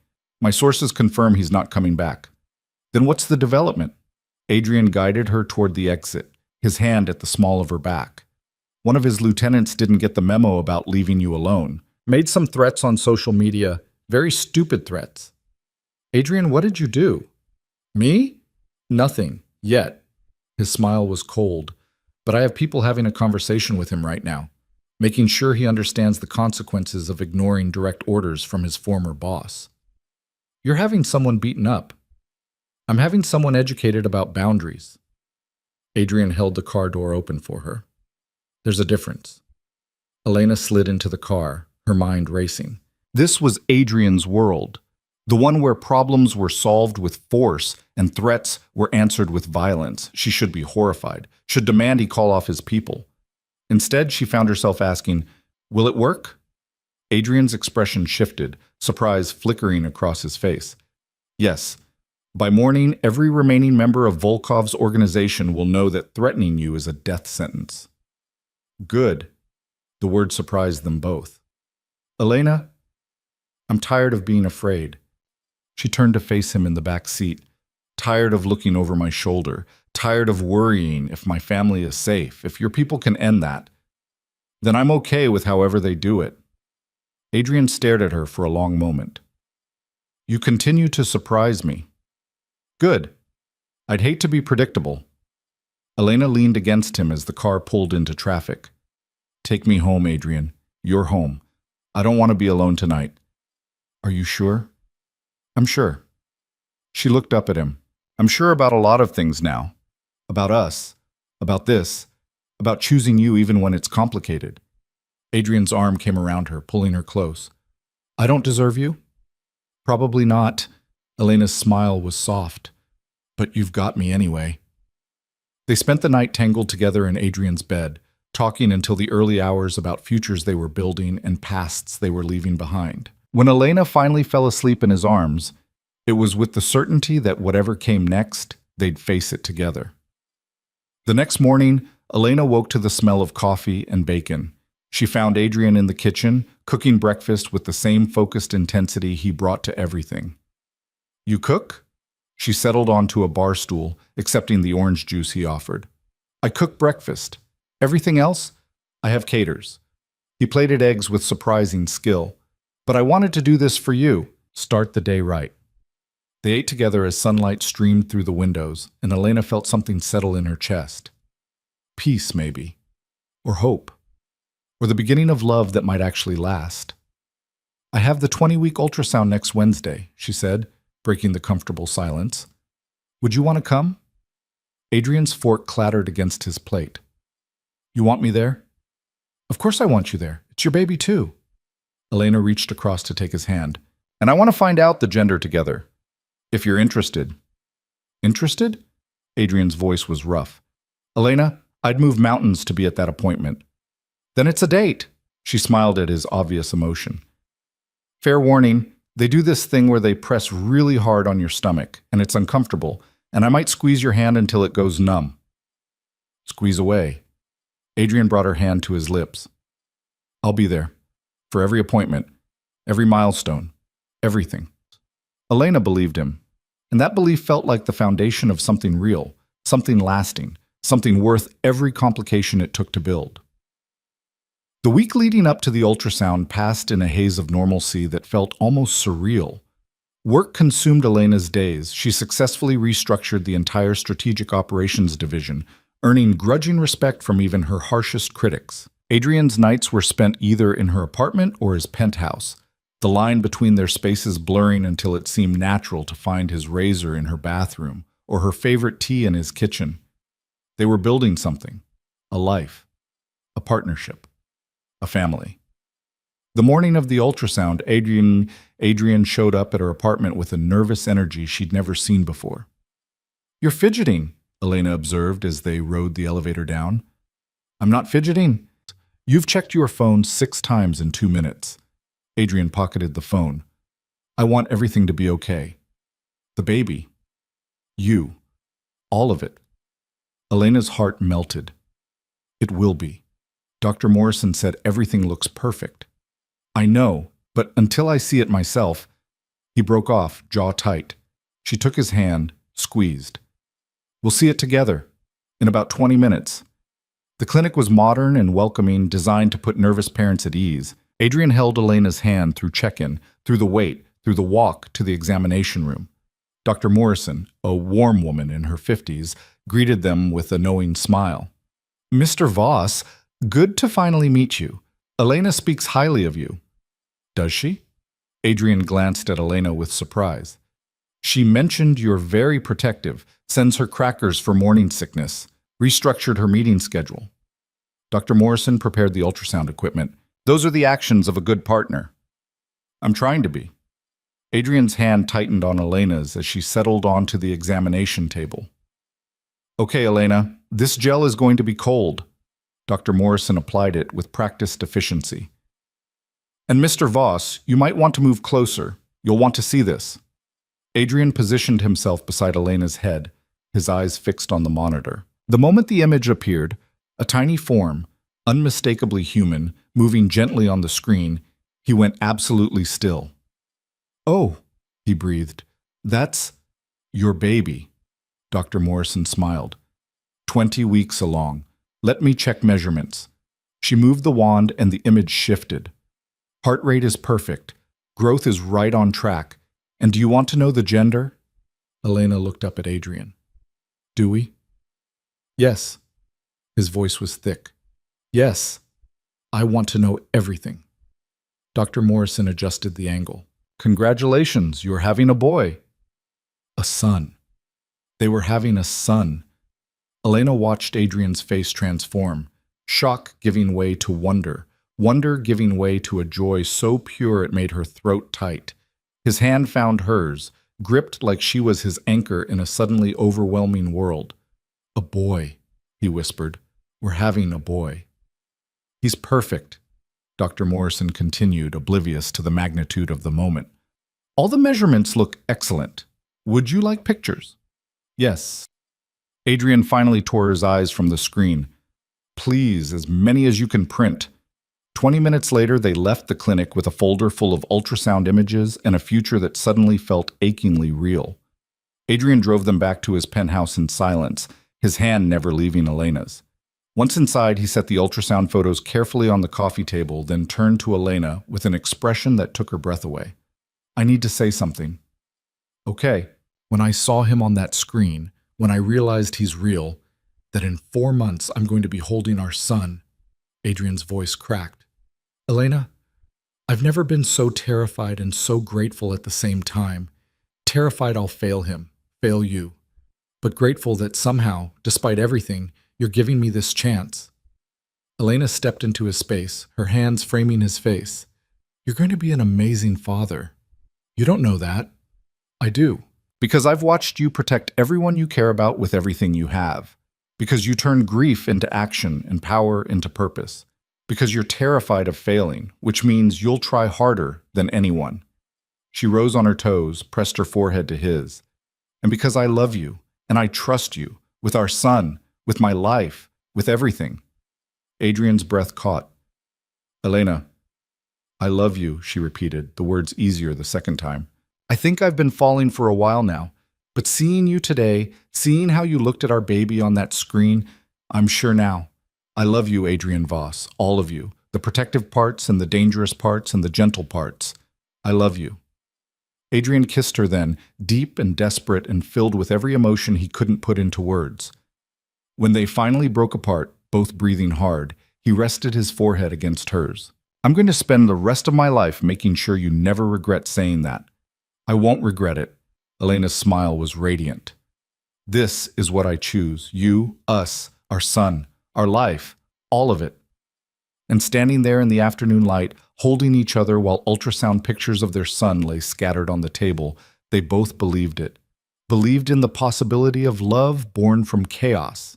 Believed in building something lasting from the most unlikely beginning. Believed that maybe, just maybe, they were going to make it. The next 4 months passed like a dream Elena kept expecting to wake from. But this dream was real, achingly, impossibly real, and it only got better with each passing day. Adrian transformed one of the spare bedrooms in his penthouse into a nursery, consulting Elena on every detail.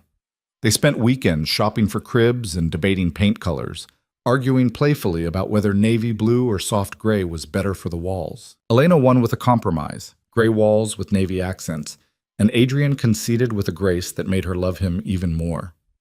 Work continued to challenge and fulfill her.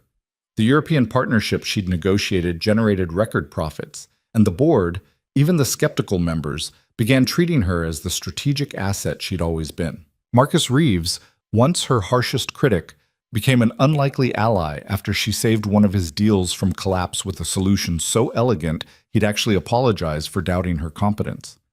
You're going to run this company someday, he'd said, and it hadn't sounded like flattery. It sounded like prophecy.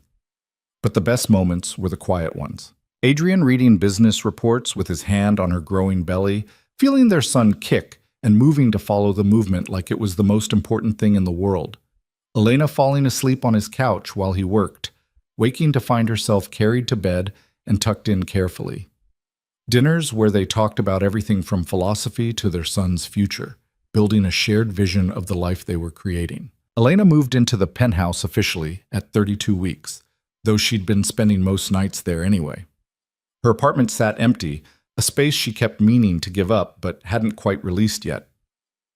Why are you holding on to it? Adrian asked one night as they assembled a changing table together. I don't know, safety net maybe?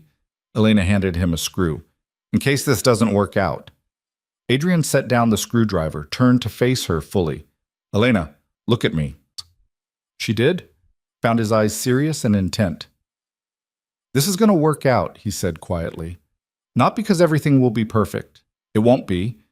But because we both choose it every day, because we fight for it, because we love each other enough to do the hard work. His hand found her face, gentle and certain. But if you need the apartment to feel secure, keep it. I'm not going anywhere, and neither are you. So take all the time you need to believe that. She gave up the apartment the next week. Because he was right, she wasn't going anywhere. This was home now. At 36 weeks, Elena's body began preparing for labor in ways that terrified and amazed her. Adrian became even more protective, insisting she work from home, keeping his phone on loud at all times in case she needed him. I'm pregnant, not dying, Elena protested one morning when he tried to carry her downstairs. You're carrying our son and your back hurts. Let me help. He lifted her anyway, ignoring her half-hearted struggles. Besides, I like taking care of you. You're going to spoil me. That's the plan. Adrian set her down gently on the couch, handed her the pregnancy pillow she'd become dependent on. I'll bring breakfast. Don't move. She didn't, partly because moving was uncomfortable, but mostly because she loved watching him bustle around the kitchen, preparing her favorite omelet with the same focused intensity he brought to million-dollar negotiations. Adrian? She called out. I'm glad it was you, that night, the champagne and the bad decisions, and everything that came after. She rubbed her swollen belly, felt their sun shift beneath her palm. I wouldn't change any of it. Adrian appeared in the doorway, spatula in hand, his expression soft. Neither would I. Best mistake I ever made. We should probably stop calling him a mistake. You're right. Best unexpected blessing I ever received. He returned to the stove. Better? Much better. Labor started on a Tuesday afternoon, 3 days before her due date. Elena was reviewing contracts in Adrian's home office when the first contraction hit, not painful yet, just a tightening that made her pause and take stock. She timed 3 more before calling out to Adrian, who was on a conference call in the next room. Adrian, I think it's time. The crash that followed suggested he'd knocked something over in his haste. He appeared in the doorway, phone abandoned, his face pale. Time, as in our son is coming. Probably not for several hours, but yes, time. Elena stood carefully, breathing through another contraction. We should probably head to the hospital. Right, hospital. I'll get the bag. It's packed, right? You packed it? Adrian was already moving, his usual composure completely shattered. Keys. I need keys. And your pillow. Do you need the pillow? Adrian. Elena caught his arm as he rushed past. Breathe. We have time. You're the one in labor. I should be telling you to breathe. And yet, you're the one hyperventilating. She smiled despite the discomfort. Come on, let's go have a baby. The drive to the hospital was tense, Adrian gripping the steering wheel with white knuckles while Elena counted contractions. They were still far apart, manageable, but his fear was palpable. Talk to me, Elena said, reaching for his hand. What are you thinking? That I'm terrified. His voice was raw. That I'm about to become responsible for another human being. That I could fail him, fail you. That... Adrian, stop. Elena squeezed his hand through another contraction. You're going to be amazing. We're going to be amazing, together. He pulled into the hospital entrance, got her checked in with the efficiency she'd expected, and stayed beside her through every examination, every contraction, every moment of the long afternoon that stretched into evening. Labor was brutal. Elena had known it would be, had prepared herself intellectually, but nothing could have prepared her for the reality. The pain came in waves that stole her breath and her composure, reducing her world to the space between contractions. Adrian never left her side. He held her hand through every contraction, let her squeeze until she was certain she'd broken bones, whispered encouragement when she was convinced she couldn't continue. You're the strongest person I've ever met, he murmured during a particularly intense contraction. You can do this. You're doing it. Just breathe with me. I can't. It's too much. You can. Look at me, Elena. Look at me. His eyes locked onto hers, steady and certain even when she felt like she was breaking apart. You're not alone. I'm right here. I'm not leaving. Ever. 17 hours after labor started, Dr. Morrison finally gave the word Elena had been waiting for. Okay, Elena. It's time to push. The next 30 minutes were a blur of pain and effort, and Adrian's voice in her ear, constant and unwavering. You're doing so well, so strong. Almost there, love. Almost there.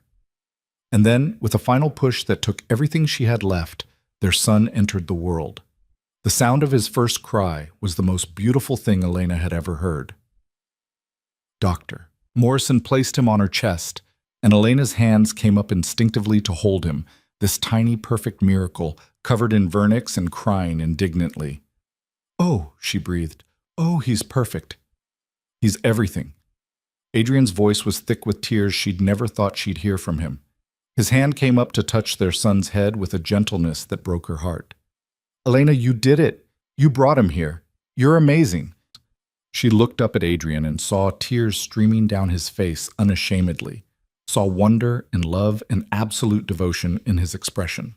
This powerful man who'd threatened mobsters and built empires was completely undone by the sight of their newborn son. Do you want to cut the cord? Dr. Morrison offered the scissors to Adrian. His hand shook as he took them, but his cut was steady. This final separation, making their son his own person, independent and real. Does he have a name? The nurse asked as she began cleaning the baby. Elena looked at Adrian. They'd discussed names for weeks, never quite agreeing, always finding reasons to wait. Alexander, Adrian said quietly, his eyes never leaving their son. After Elena's grandfather, Alexander James. If that's okay with you. Elena's throat closed up. She'd mentioned her grandfather exactly once, months ago, talking about the man who'd encouraged her dreams when no one else had, that Adrian remembered, that he'd chosen that name. It's perfect, she whispered. Alexander James Voss, our son. They took Alexander for his initial checkup while Elena delivered the placenta and Dr. Morrison stitched the small tear that had occurred. Adrian stayed by Elena's head, stroking her hair, whispering how proud he was of her. When the nurse brought Alexander back, cleaned and swaddled, she placed him in Adrian's arms. 8 pounds, 4 ounces, 21 inches. 10 fingers, 10 toes. Absolutely perfect. Adrian held his son with the careful reverence of someone holding something infinitely precious and infinitely fragile. He looked down at Alexander's tiny face, then up at Elena, and she saw every wall he'd ever built completely demolished. Thank you, he said, his voice breaking. Thank you for giving me this, for giving me him, for giving me a reason to be better than I ever thought I could be. Elena held out her arms, and Adrian placed Alexander gently in them before sitting on the edge of the hospital bed, his arm around her shoulders, the three of them forming a unit. We're a family now, Elena said softly, studying Alexander's perfect features. A real family. We've been a family for a while. Adrian pressed a kiss to her temple. But yes, now it's official. They spent the first night in the hospital learning to navigate parenthood, diaper changes and feeding attempts, and Alexander's preference for being held constantly. Adrian proved surprisingly adept at swaddling, and Elena discovered that breastfeeding was harder than any business negotiation she'd ever conducted. He's not latching right, she said, frustrated and exhausted. The nurse showed me, but I can't. Here. Adrian adjusted her hold on Alexander with gentle confidence. Try angling him this way. There, see? Alexander latched successfully, and Elena felt a rush of relief and accomplishment. How did you know how to do that? I've been watching videos for 3 months. Adrian settled beside them, his hand resting on Alexander's back. Wanted to be useful. You're more than useful, you're perfect. Elena leaned against him, suddenly overwhelmed. I don't know how I would have done this without you. You would have managed. You're capable of anything. Adrian's voice was soft. But I'm grateful you didn't have to, that I get to be here, that I get to be his father, and you're... He paused. Whatever you want me to be. Elena turned her head to look at him fully, saw vulnerability in his eyes. What do you want to be? Yours. In every way. Permanently. Adrian took a breath. Marry me. Elena's heart stopped. What? Marry me. Not because of Alexander, though I want him to have parents who are committed to each other. Not because of societal expectations or public relations or any practical reason. His hand came up to cup her face. Marry me because I love you. Because I want to spend the rest of my life choosing you every day. Because you're the best thing that's ever happened to me, and I don't want to imagine a future where you're not my wife. Adrian, I know this isn't romantic. I know you're exhausted, and I don't have a ring, and we're in a hospital room. A small smile crossed his face. But I've learned that life doesn't wait for perfect moments. You create them. And this moment, with you and our son, feels perfect to me. Elena looked down at Alexander, peacefully nursing, then back at Adrian. This man who'd started as her boss became the father of her child and transformed into the love of her life somewhere along the way. Yes, she said simply. Yes, I'll marry you. Adrian's smile was brilliant and unguarded, all his usual control abandoned in favor of pure joy. He kissed her softly, carefully, mindful of the baby between them. I'll get you a ring, a proper proposal, whatever you want. I just want this, Elena gestured to their small family. Everything else is details.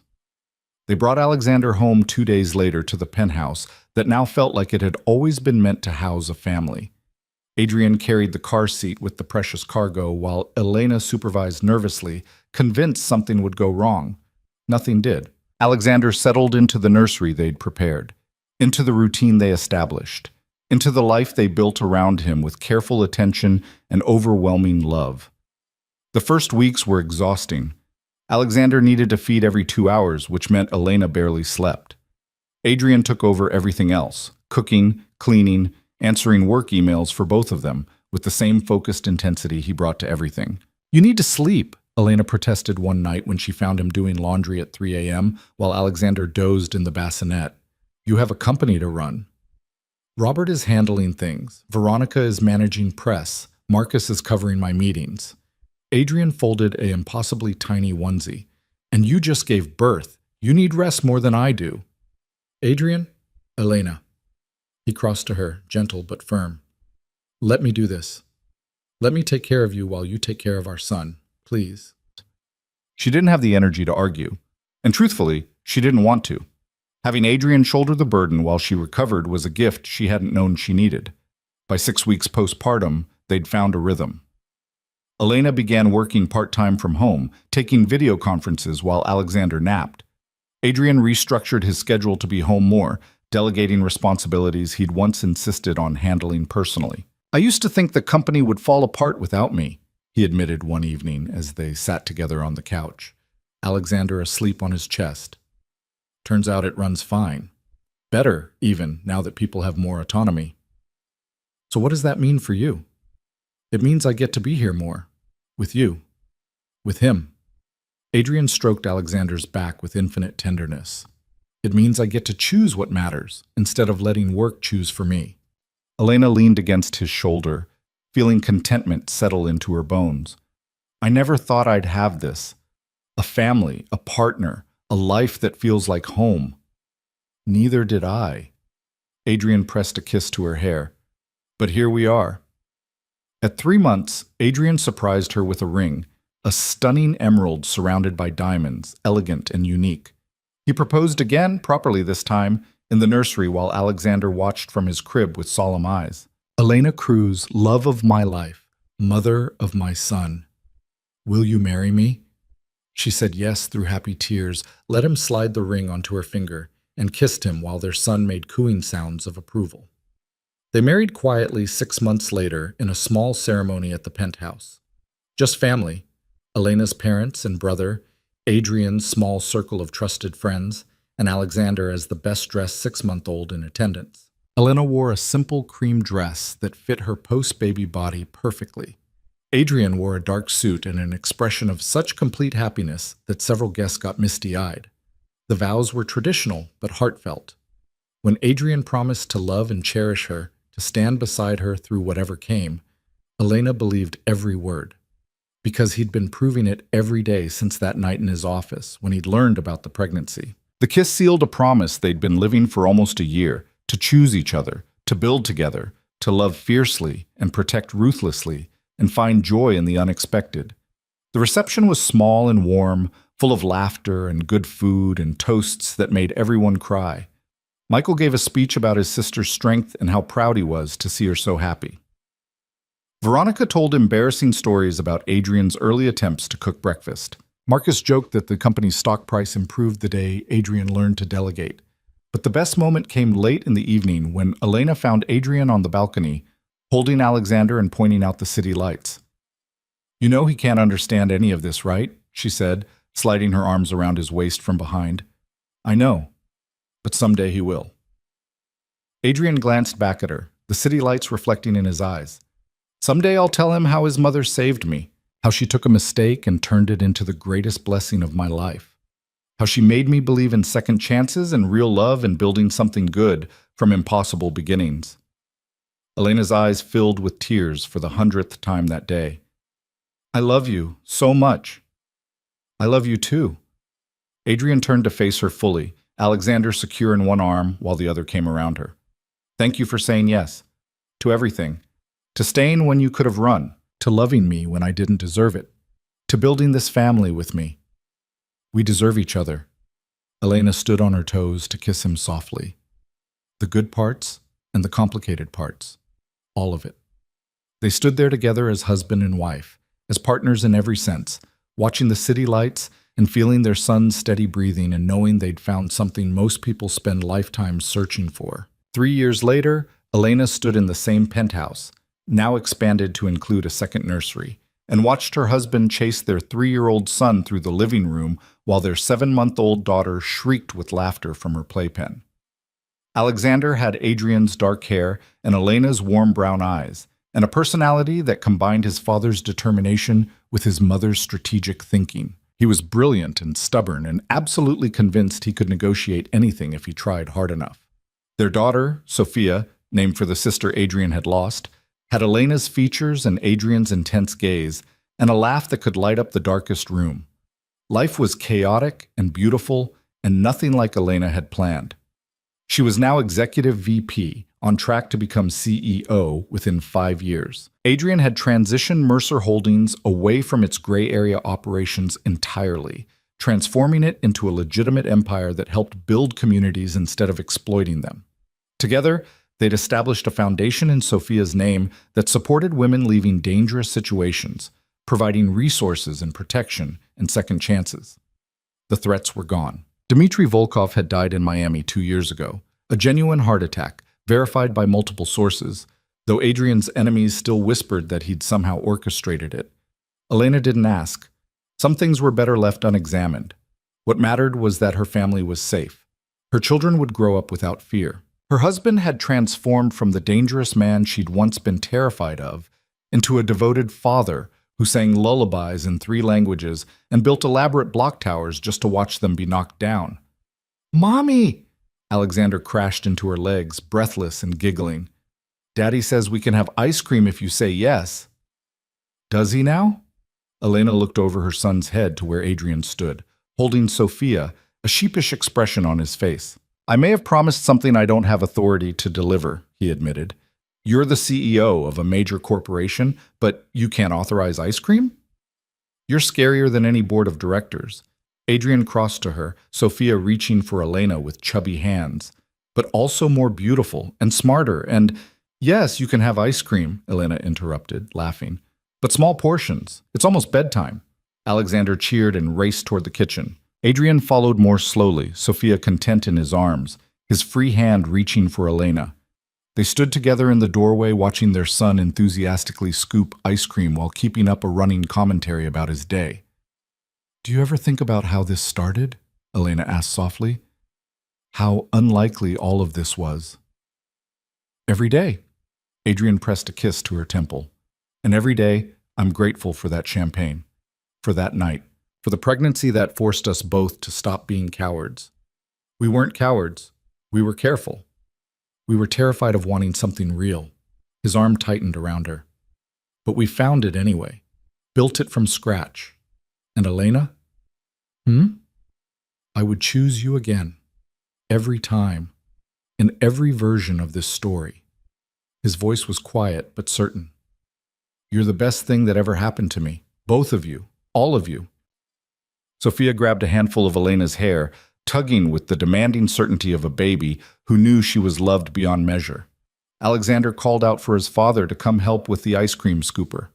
And Elena looked at this life they'd built, messy and loud and absolutely perfect, and felt her heart overflow. "I choose you too," she said, meeting Adrian's eyes. "Every day, forever."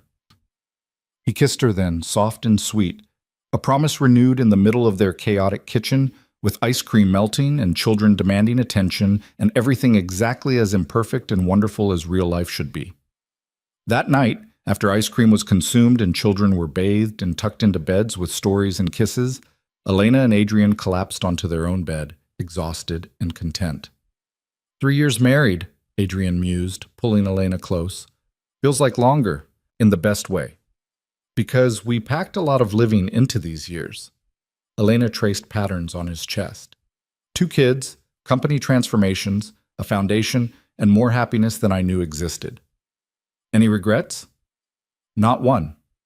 She propped herself up to look at him. You? Just that I didn't figure out I loved you sooner.